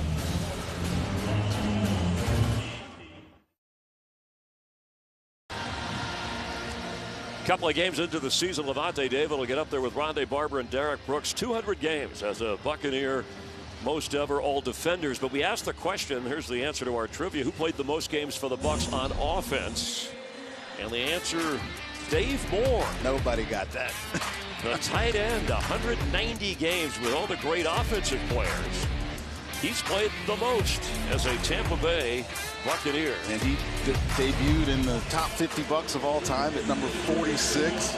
We're still waiting for your name on that list. We haven't gotten into the top 15 or top 20 yet, right. I don't believe. He played 13 years here, man. That's a lot of time for a tight end. Obviously, a lot of those was a long snapper late in his career.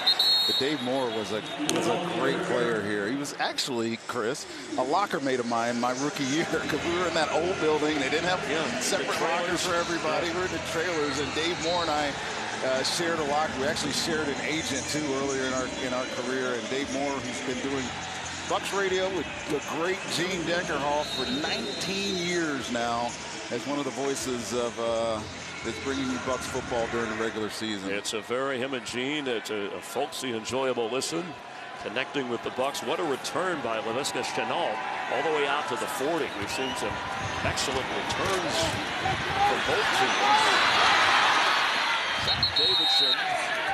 Buffalo's having a lot of success on that play. Just finding guys out in front. One guy come up and make a play.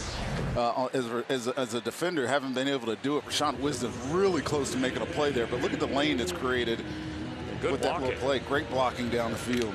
Yeah, it was a 20-yard pickup. It looked like it was maybe going to be good for 5 or 10, and over 200 yards is Buechele. Some depth at the tight end position for the Buffalo Bills. I mean, there's great expectation. As long as they don't lose to Kansas City. Ball is snapped bobbled, recovered. Yeah, you look at Bucks, man, right? I mean, we got time to talk about them for a little bit here. They've been to the playoffs, 5 straight division titles here. Sean McDermott in his 9th year. You feel like this is a team that's like destined to get there, and they just cannot beat the Chiefs in the championship game. They've got 4 losses in the championship game, 21 and 25. They made it to the AFC championship game and lost to Kansas City, and they're knocking on the door every single year with a great quarterback and some great players on offense. No Super Bowl yet for this staff. Sean McDermott, his 9th season.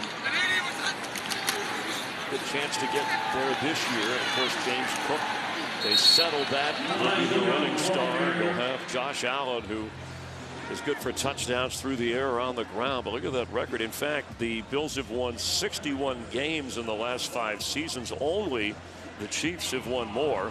Bucks are actually 6th on that list. But the new stadium is coming next year, and they'll still get the advantage of snow. Right. At least at the right time of year. It's one of the toughest places you'll ever play, man. It's a great, great stadium. Great fan base up there. Buffalo Mafia, and you know that Josh Allen can throw the ball in any kind of way. Another flip out. Pandora Jr. had a rushing touchdown in the first half. Remember Josh Allen, his first year, he wasn't this guy. You know, the guy that's been the MVP of the league. His first year, he struggled. Same draft as Baker Mayfield. You mentioned that earlier in the broadcast, Chris. And actually he's a pick because the Bucs traded back to get Vita Vea. And I was talking to Brandon Beane, their general manager, earlier, and it was his first pick. You know, his first he came in 17. Josh came in 18, but he didn't do the draft in 17. He did the draft for Wyoming to get this quarterback from Wyoming, who everybody assumed was going to be good. And then he struggled, and you start to wonder what he was going to be. And goodness gracious, he's turned into a really good football player. Catch made by Handler. Good play by Rashawn Wisdom. And again, we talked about this battle of backup safety. I think Wisdom, who doesn't look the part, I mean, he's small, and I know the Bucs have a lot of shorter safety-type players, but Todd Bowles was telling me last week he went in and played nickel, where he's playing today, and he coached him up in the locker room at halftime because we didn't have enough players. Corners injuries were down, safety injuries were down, and this kid just went out and started making plays, and he's looking pretty good tonight, too. And they need him with the injuries in that secondary. Second down after a loss of 4. Catch made around the 25-yard line. Deion Payne in his 3rd year. Former Indianapolis Colt, that's where he was drafted. When you talk about the injuries in the secondary, who just made that tackle was Ty Avery. They signed him yesterday. The corner, number 30 out there. And there's a safety out there, Will Brooks, after Shiloh Sanders got ejected from the game. You got another guy, Will Brooks, who's only been in the building for a couple of days as well, playing in this last preseason game. So Kendall Vildo, we haven't seen, but you can assume that he's probably going to make this team, the former Chicago. Yeah, had a bunch of good plays last week. He started this game at corner, but he's a great special teams guy. And that's what these guys have to show themselves to be, great special teams players. On 3rd down, catch short of the first down. But a good tackle by Trey Avery. Trey Avery, sorry. That's all right. Former Tennessee Titan, who is right, just added this week after 3 seasons, and they played Tennessee to start the preseason. Right. I didn't even have it in my scouting report because I didn't have time to look him up. But well, yeah, Trey Avery. I'm sure Buffalo too would have loved to have picked him up if they had the opportunity. And 4th down, so Tyler Bass will come on to try a field goal of 39 yards. He's made from 37 twice in this game.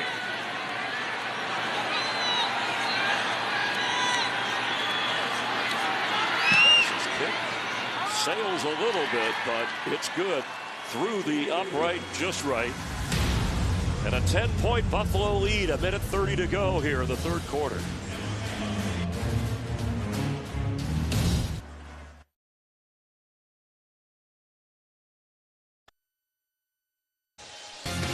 For the best Bucs coverage all season long, stay with News Channel 8, your official Bucs station. This is the 50-year anniversary of the franchise. A couple of Super Bowls in the Glazer family. Malcolm Glazer bought the team back in 1995. And what they've done over the years, the Glazer children, Joel, Brian, Ed, Darcy, not only with the team, as we get a look at Darcy before the game and some of the family members, there's Brian Ford, but they've done a lot with charity groups, even more recently those affected by the hurricanes. They have certainly helped build playgrounds for young children, a number of charity events. And I know Darcy's involved in some flag football as well. Yeah, they are fantastic. And I think one of the most important things they did was right after the hurricanes here, and I'll talk about that in a second. Whether it's DIY day, Your day. Game day. Yeah, it's game day. Birthday. Advent Health keeps you ready for every day and for everything that makes you feel whole. Exclusive hospital of the Tampa Bay Buccaneers. So following the Hurricanes Helene and Milton last year, they started a family small business fund, donated $2 million for the local relief. And you know, this family, I know they're quiet around the community, don't really hear, or they're not yelling at you about what they're doing, but they are so involved, and they've been that way since the beginning. I think there's somewhat of an edict from Malcolm back in the day that they were going to be part of this community as much as putting together a really good football team, and I'm just continually impressed with what they're doing. This Glazer Vision Foundation, there was a showcase up on the screen here earlier in the game. Titus O'Neil was showcasing the Glazer Vision Foundation. And you mentioned Darcy Glazer. Her She Football weekend is just fantastic. She's got flag football, the biggest girls flag football tournament in the country. They come to the facility and they really host it. They do it so well.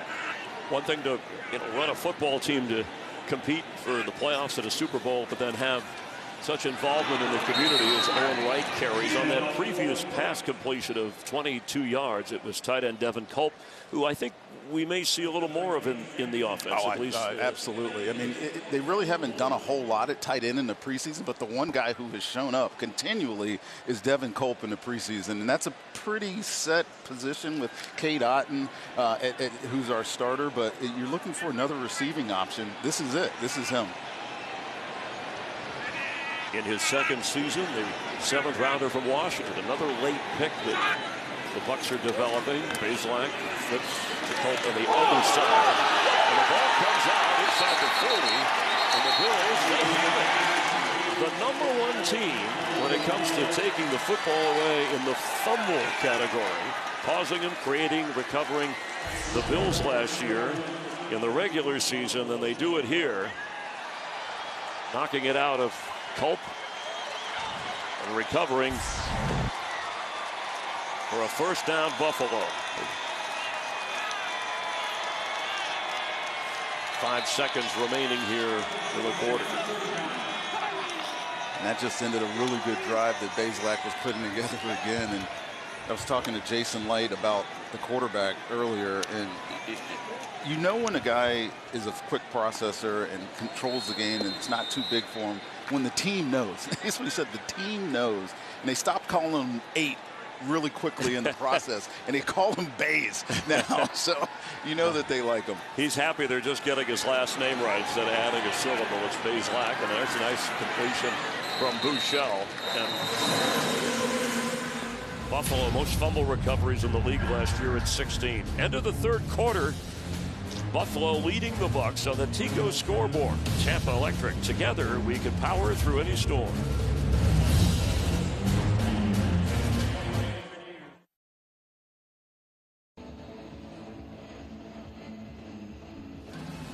A check on what's ahead, brought to you by your local GMC dealers. GMC, we are professional grade.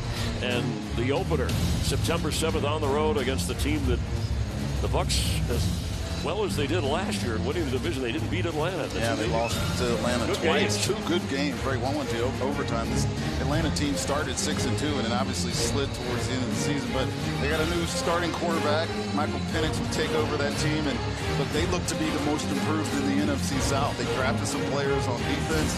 It'll be very, very interesting how this team matches up with the Buccaneers.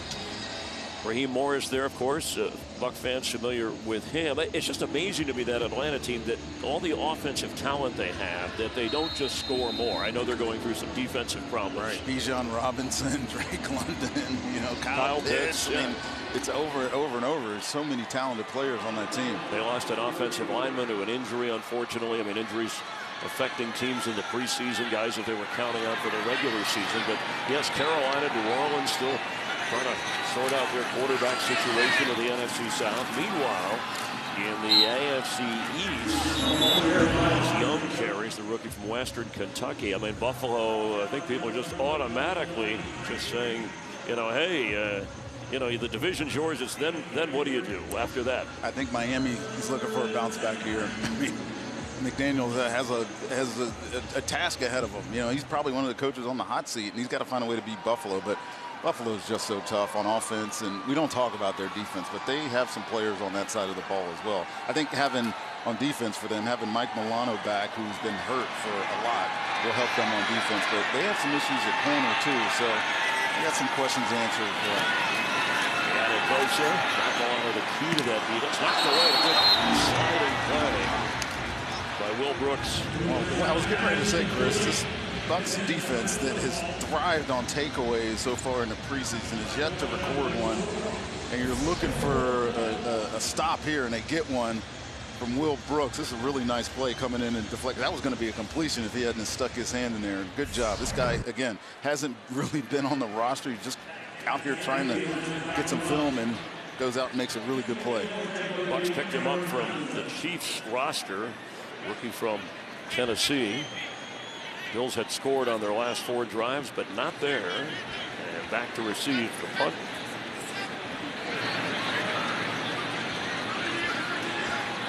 Cameron Johnson, who had a strong kickoff return.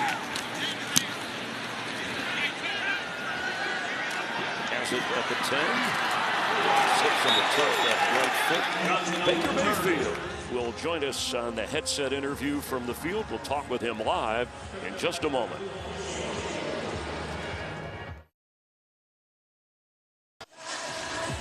Here in the 4th, let's welcome in Baker Mayfield for a sideline conversation presented by Audubell Hearing Centers. Hear better, connect better. No NFL quarterback has thrown for more touchdown passes in the last 2 seasons than Baker Mayfield. He's already a top 50 all-time Buccaneer. How about that? I'm not surprised about that. And we welcome him in. Hey, Baker, what's up, man? Good to talk to you guys, man. Yeah, always good to talk. Good to have you on. I got to ask you a question. This is your first preseason not taking any snaps in the preseason. How do you feel going into what is this, year 8? 8, for yeah. you? Honestly, feels good. I mean, two sessions of joint practice with the Titans and the Steelers. Feel really good where we're at offensively, especially with the starters and the guys, just communication-wise, timing and whatnot. And a lot of those guys are the same pieces, and then the new ones that we added, I have good chemistry with already, so we feel good.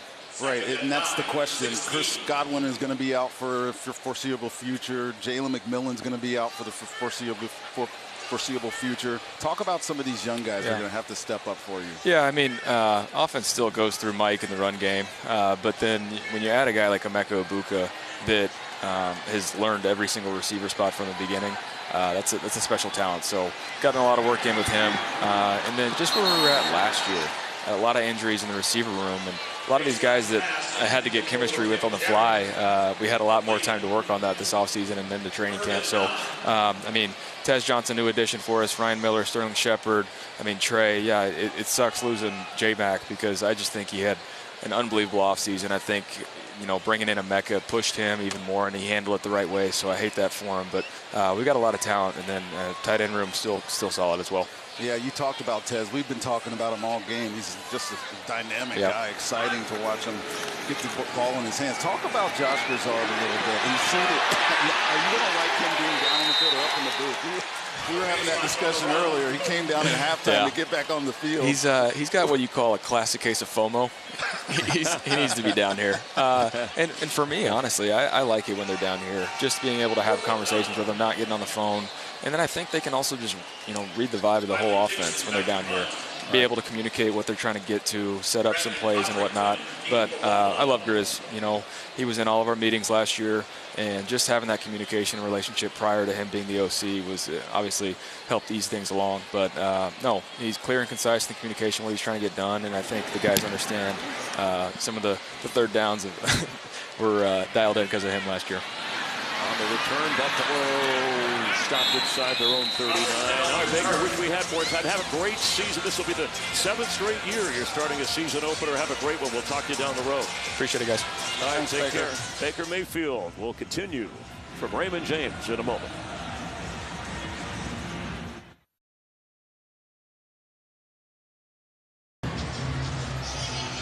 '30-year-old Baker Mayfield. Appreciate him spending some time with us. Tonight's Good Greek Moving and Storage Move of the Game.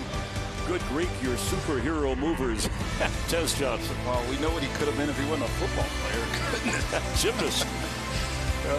Jason Light does not like that. Doesn't Jason Light jump in the pool after a victory? Yes, he does. So that'll cover the theatrics. He wants Tez healthy. The 7th-round rookie having a big night, and glad that he's healthy and contributing in more than just the receiving game. He's fun to watch, electrifying as that pass is complete. Michelle to Chanel. He struggles with some of the defenders to get a first down. You know, I mentioned Bouchel's father played Major League Baseball, Steve Bouchel, for 11 seasons. Most of them with the Rangers, had over 130 home runs, but his father's roommate back in college at Stanford, NFL quarterback by the name of John Elway. So there's some connections through the family from the baseball field to the football field and the quarterback position. And the down and distance brought to you by Advent Health, the exclusive hospital of the Tampa Bay Buccaneers. First down, straight ahead, inside the 45. Young, the rookie from Western Kentucky, the Hilltopper with the carry. It does amaze me, your bucket full of knowledge, Chris. Well, we try to, preseason, unlike the regular season where the game is the thing, here it's the performance, the player, the individual. I mean, I love the Tez story with Bo Nix, the adoption. I mean, you hear these stories in college, but, people who haven't paid attention, now they're both in the NFL. It's just nice to see guys pursuing a dream, even if they're not the front line starter, just to get on a roster, to play in a game. I mean, you lived through that and went on to the Hall of Fame, so the goals and the opportunities are there. You're exactly right, Chris. This is a tough time of year. I mean, there's guys that you've been in a locker room with for months now, whether you're a draft pick or free agent, you spend all this time with this team, and then you come to your last preseason game and you realize that the dream is kind of going away for some of these guys. So it's always a tough time of year, but it is a chance to tell some of these stories. And I think that's what we should appreciate about the preseason.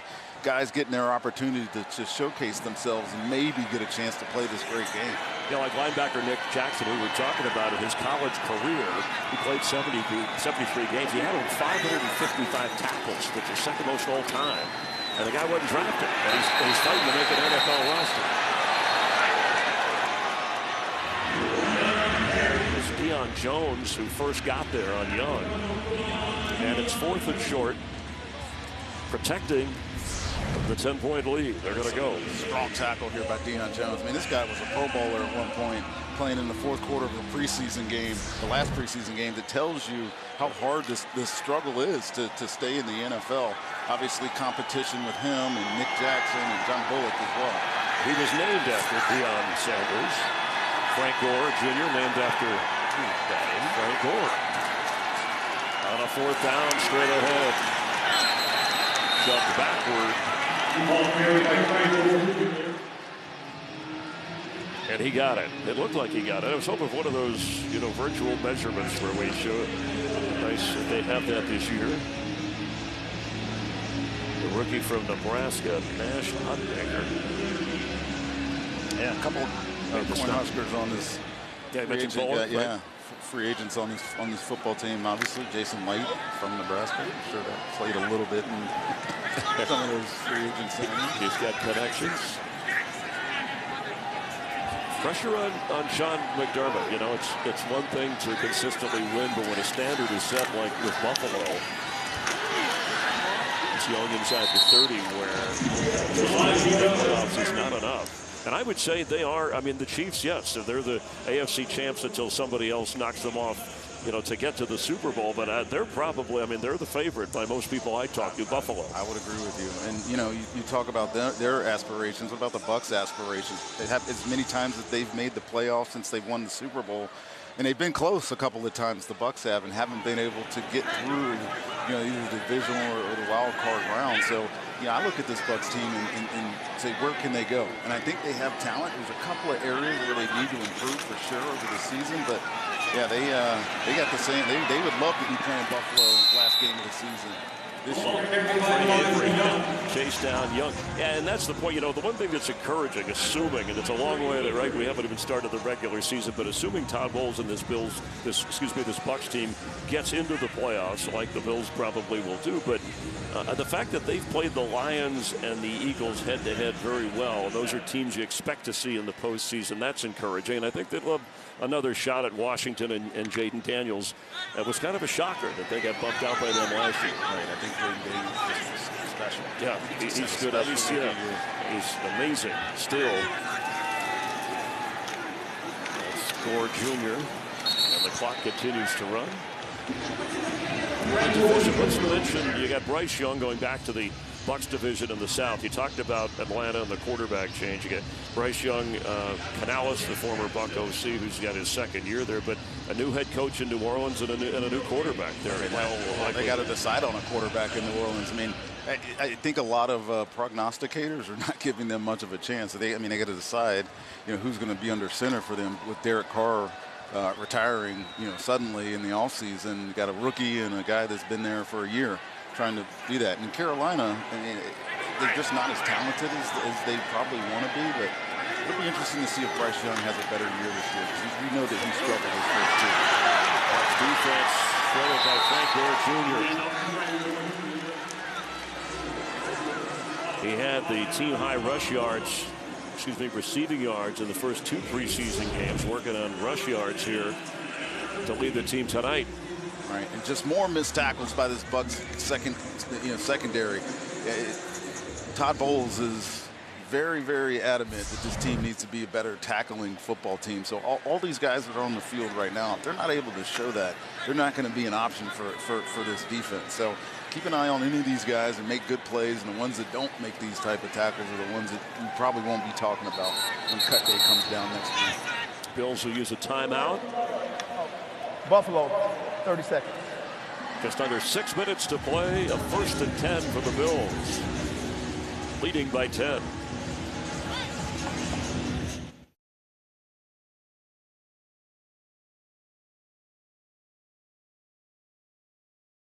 Clips brought to you by Water Street Tampa. Still revisiting 50 years, and everybody remembers this one. 2021 Super Bowl, Brady to Gronkowski. They managed that COVID year probably as good as any team in football, and it's a big reason that they won. And obviously, that man right there was a big part of it too. And you know, you got 2002 Super Bowl, you got a 2020 Super Bowl. I was expecting them to win in 2022. There's 2s and 0s. Should have been victorious. Well, maybe 2025 in this, the 50-year anniversary of the franchise. And yeah, that defense so good against Mahomes in Kansas City. Yes. In that Super Bowl that Brady managed the team. Hey, News Channel 8, your base team for preseason coverage on TV, of course, for the Bucs. General Manager Mark Higgins, Director of Programming Mark Demopoulos, News Director Dave Celeberti. I think he was here earlier with some. On the field. Director of Engineering James Ellett, Director of Sales Kelly Lastra, and Chief Marketing Strategist Paul Spingola. Thanks for all your help for those that enjoy Buccaneer football on their affiliates and News Channel 8. Making it happen for the end zone and off the fingertips. Michelle trying to get it to Kane. Yeah, it's always great working with this group, Chris. They've done a great job. We've talked about happy birthday to Ty down in the truck, but Greg Hartog as well, getting all our pictures, and our operations director, Arturo Del Cruz. And Val Pinchbeck in the best booth man ever. Thanks for getting me cookies all preseason long. Even Val. when we don't do the commercial, hey, you eat the cookies. I'm going to let you behind the veil here.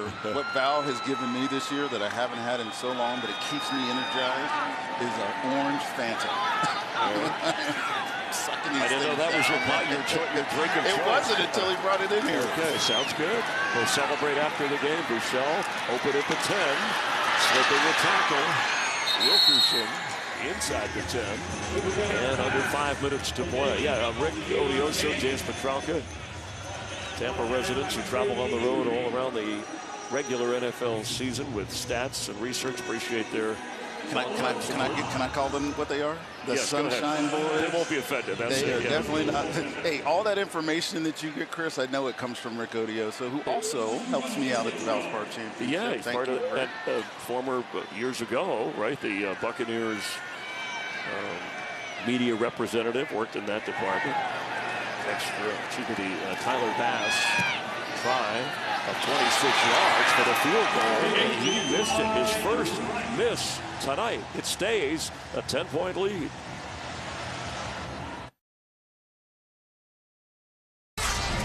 Tonight's drive of the game brought to you by Lazy Days. Visit Lazy Days RV today, your RV authority. This was the Ted Johnson and Josh Williams show up and down the field, and of course, punctuated by this acrobatic catch by Tez in the very acrobatic celebration. Stuck the landing. Yes, he did.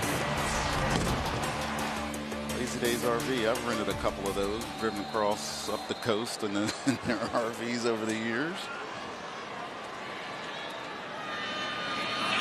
From the 20, Bazelak incomplete. Our player of the game brought to you by Farah & Farah. Tampa's accident attorneys make it a fair fight. 8 targets, 8 receptions, 58 yards, and a touchdown. That's pretty good showing for the rookie. And some of those catches were acrobatic. Some of those catches were dynamic. He makes people miss in space. He's an exciting player. We're going to have a good time watching this kid this year, and he deserves that player of the game recognition. Like Rashad White last year, you dump it off in the backfield, he makes something happen. This guy could do that from the receiver spot with much more speed. Pass is complete, and fighting to get near the first down is Tanner Towler, reserve tight end. When we talk about drives, the difference in these two teams right now is the net yardage and not being able to keep drives alive. So see if the Bucs can get a drive going here and see if we can tighten the score a little bit before the end of this football game. They had to come back against the Steelers in their second preseason game. Just short of the first down. Pass is complete. Again, it's Tanner Towler, and good enough for the first down.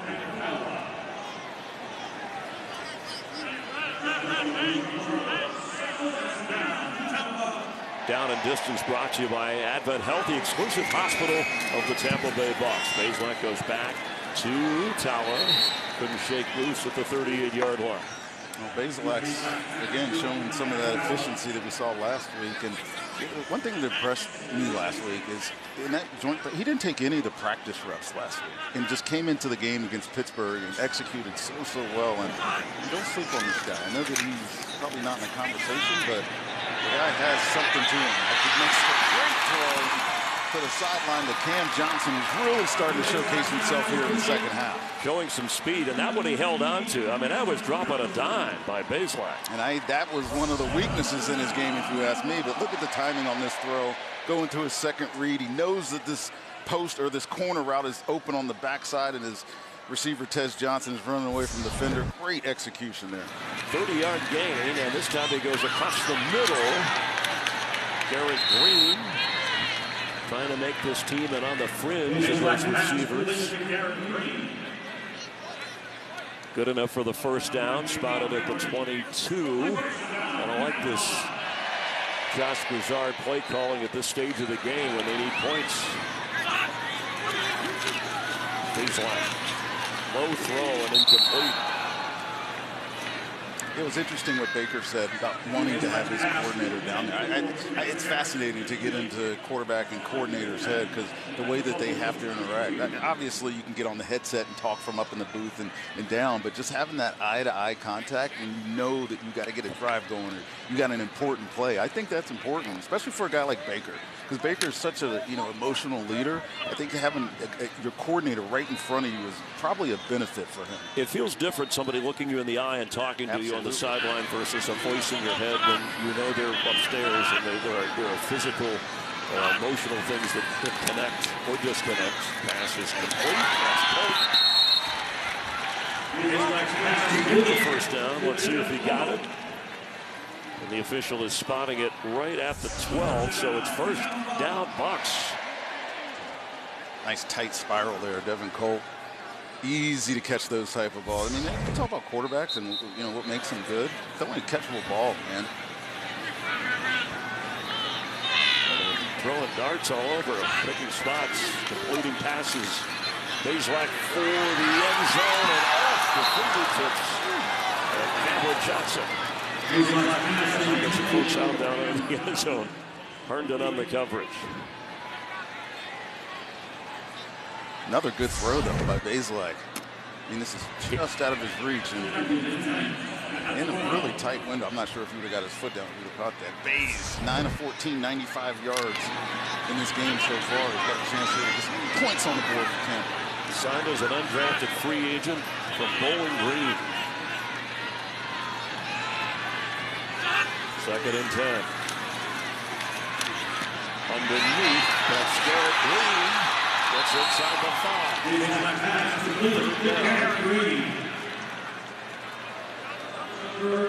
Good operation here in the fourth minute. It's not quite hurry up. You're just trying to get plays run on time without calling plays. Really good job. Won't be a touchdown, but that should be. Well, depends on the mark. He was knocked down right away. Right out of the backfield. It is a first down. First and goal. Bucs at the 2-minute warning. Trailing by 10.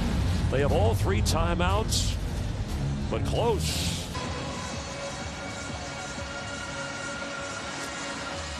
If you missed any of the game, you can see it all tomorrow. Watch Bucs replay tomorrow morning, 10 a.m. on the CW Tampa Bay. No touchdowns in the second half from either team. Grizzard has moved his offense behind Bazelak. Down to the 2. Going right to back. This will be the 12th play of this drive. Bazelak floats one. Incomplete. Coverage tight on Owen Wright. This was close. He was just out of his reach here. It was a really good throw. It just looks like he didn't run through that thing, didn't catch it. But look, 2 minutes left. You got 3 timeouts. Score a touchdown here. Maybe get an opportunity to work on the onside kick operation. These are important moments in the football game for all players. Absolutely. What I like about that was a quick play, and you didn't lose a lot of time. You knew you had a couple more downs here. Bazelak, end zone, incomplete. Hands were on it. The coverage pretty good. That was Tanner Tala. He made a couple of big catches to get him down there. Oh, his hands. All right, what do you call here? You're Josh Grizzard. Obviously, you've thrown the ball first and second down. Definitely going forward on 4th. By the way, that was Garnett Collins Jr., who they just picked up an attitude, was on the coverage and did a pretty good job. Tallis splits out to the top of your screen. Now he's coming back in on the 3rd and goal. Garrett Green is out there. Pass is 4. High. Throw, and Garrett Green comes down with it. That's a touchdown, Bucs.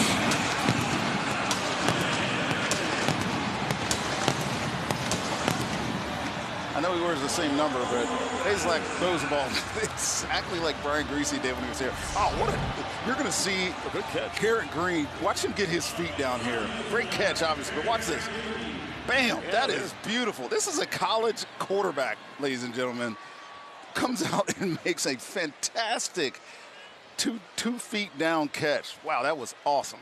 Ex-Mountaineer got up high for that one. They're going to go for a 2-point conversion. They're just confirming this was. They want the win. Ruled a touchdown. They want the win. Let's just say, I think more teams should try for 2-point conversions if they really worked on it.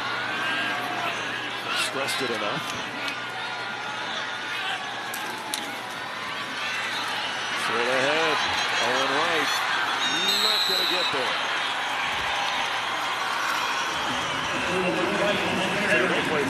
You can still try the outside kick and go for the touchdown. If you're Tampa, all 3 timeouts. I don't know if I care for the run call here. I would have liked the way Bazelak was throwing the ball to get him down there. I could be a fan and second guess for a moment, right? You're the analyst. You have to tell me why they ran that. I'm all right with them running the football there. Okay. Oh, again, you want to get a look at some of these big guys. I mean, they've been obviously throwing the ball on every down there, and all of a sudden you turn around and hand the ball off. And maybe it just wasn't in their mind to get that push. Good stop by the Buffalo defense there. But we get the onside kick opportunity here. Thomas McGahee, the special teams coordinator. We haven't seen one from the Bucs in the preseason. Obviously, they go through that operation in practice all preseason long. But yeah.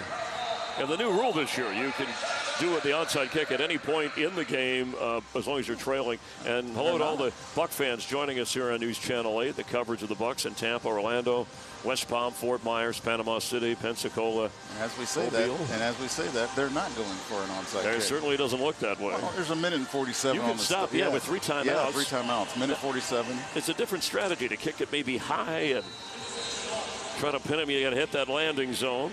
You don't want to get it into the end zone where it comes out to the 35, but see what they do. Right, that's a nice spot right at the 1-yard line. Chenault. He's dangerous. All the way up to the 39-yard line with 1:41 to go. Buffalo 2 timeouts. Bucs have all 3.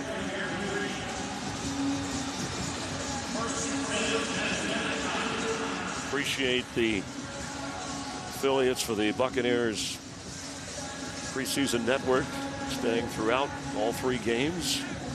Important when you have competing programming. But I want to thank the viewers too. Preseason, the ratings around the league have been good, but especially those affiliates. I know the ratings have been outstanding for the Bucs this year. The excitement of what they did last year, what they've done the last few years, some of the additions they've made. Seen those young players tonight. A lot to be optimistic about. Come out throwing. Young, first down and a lot more. Well, that's not the stop that you wanted. The Bucs defense, they come out in a loaded set with tight formation and then run a little boot out of it. I got to tell you, man, Bouchel's been very good. I mean, he's completing over 80% of his passes tonight, finding easy completions and really taking it to this Bucs defense. It's funny because he joined this team in 2023 after a couple of seasons with the Chiefs. Missed a year with a preseason neck injury, was on a practice squad, was inactive in Kansas City, did get a ring with that Super Bowl team in 2022. So being around that offense, Mahomes, Andy Reid, that success, you can see the influence, but he moves well. Him and Bazelak certainly similar in the way they're running their offenses. Timeout Tampa. Hey, while we have this timeout, I want to thank the media folks in the Buccaneer organization, Michael Pahanic, Daniel Burns, Andrew Holman, Ben Yarrington, and the Chief Communications Officer, Nelson Luis. He's one of the best PR. He'll tell you this, too. I'm kidding. One of the best PR. Very unassuming, but started as an intern years ago, way back in the early 90s. I remember when I first got here, Nelson was an intern. He's come a long way. He's come a long way. He does a lot of work for us, keeps us in the loop. Great to deal with. And we thank the Buccaneer players and staff for cooperating in the preseason, and the fans appreciate the information we can relay to you as best we can. It's nice having Jason Light in the booth and Baker Mayfield from the field tonight and throughout those players that have talked to us this preseason. Straight ahead run. This is a pretty impressive. What players, second, third string, what starters that are out there that Buffalo sealing this. They came in here 0-2, a little bit embarrassed after that blowout loss to Chicago, preseason game or not. It was, one that a lot of people were talking about. There's Mike Evans, who's ready to go for the regular season. Another guy that didn't get any snaps in the preseason. Neither did Levante David, who's kind of stinking in the So that chatter that came up about retire, it's a couple of years at least. He's better not retire. He's dead man. He's got some NFL records and Hall of Fame down the road. Plenty of time for that. Well, the Bucs will fall to 2-1 this preseason. The Bills will get their first preseason win. Sean McDermott, great expectations for the Bills this year and for the Bucs as well. These teams will be Buffalo going for 7 straight playoff appearances. It'll be Tampa Bay going for 6 straight and have a chance to win a 5th straight NFC South Division title. No one's done that in the history of the division of the NFL. The Bucs will have a lot to look forward to. We're going to have more from Raymond James, our post-game coverage in a bit. Bills win it 23-19.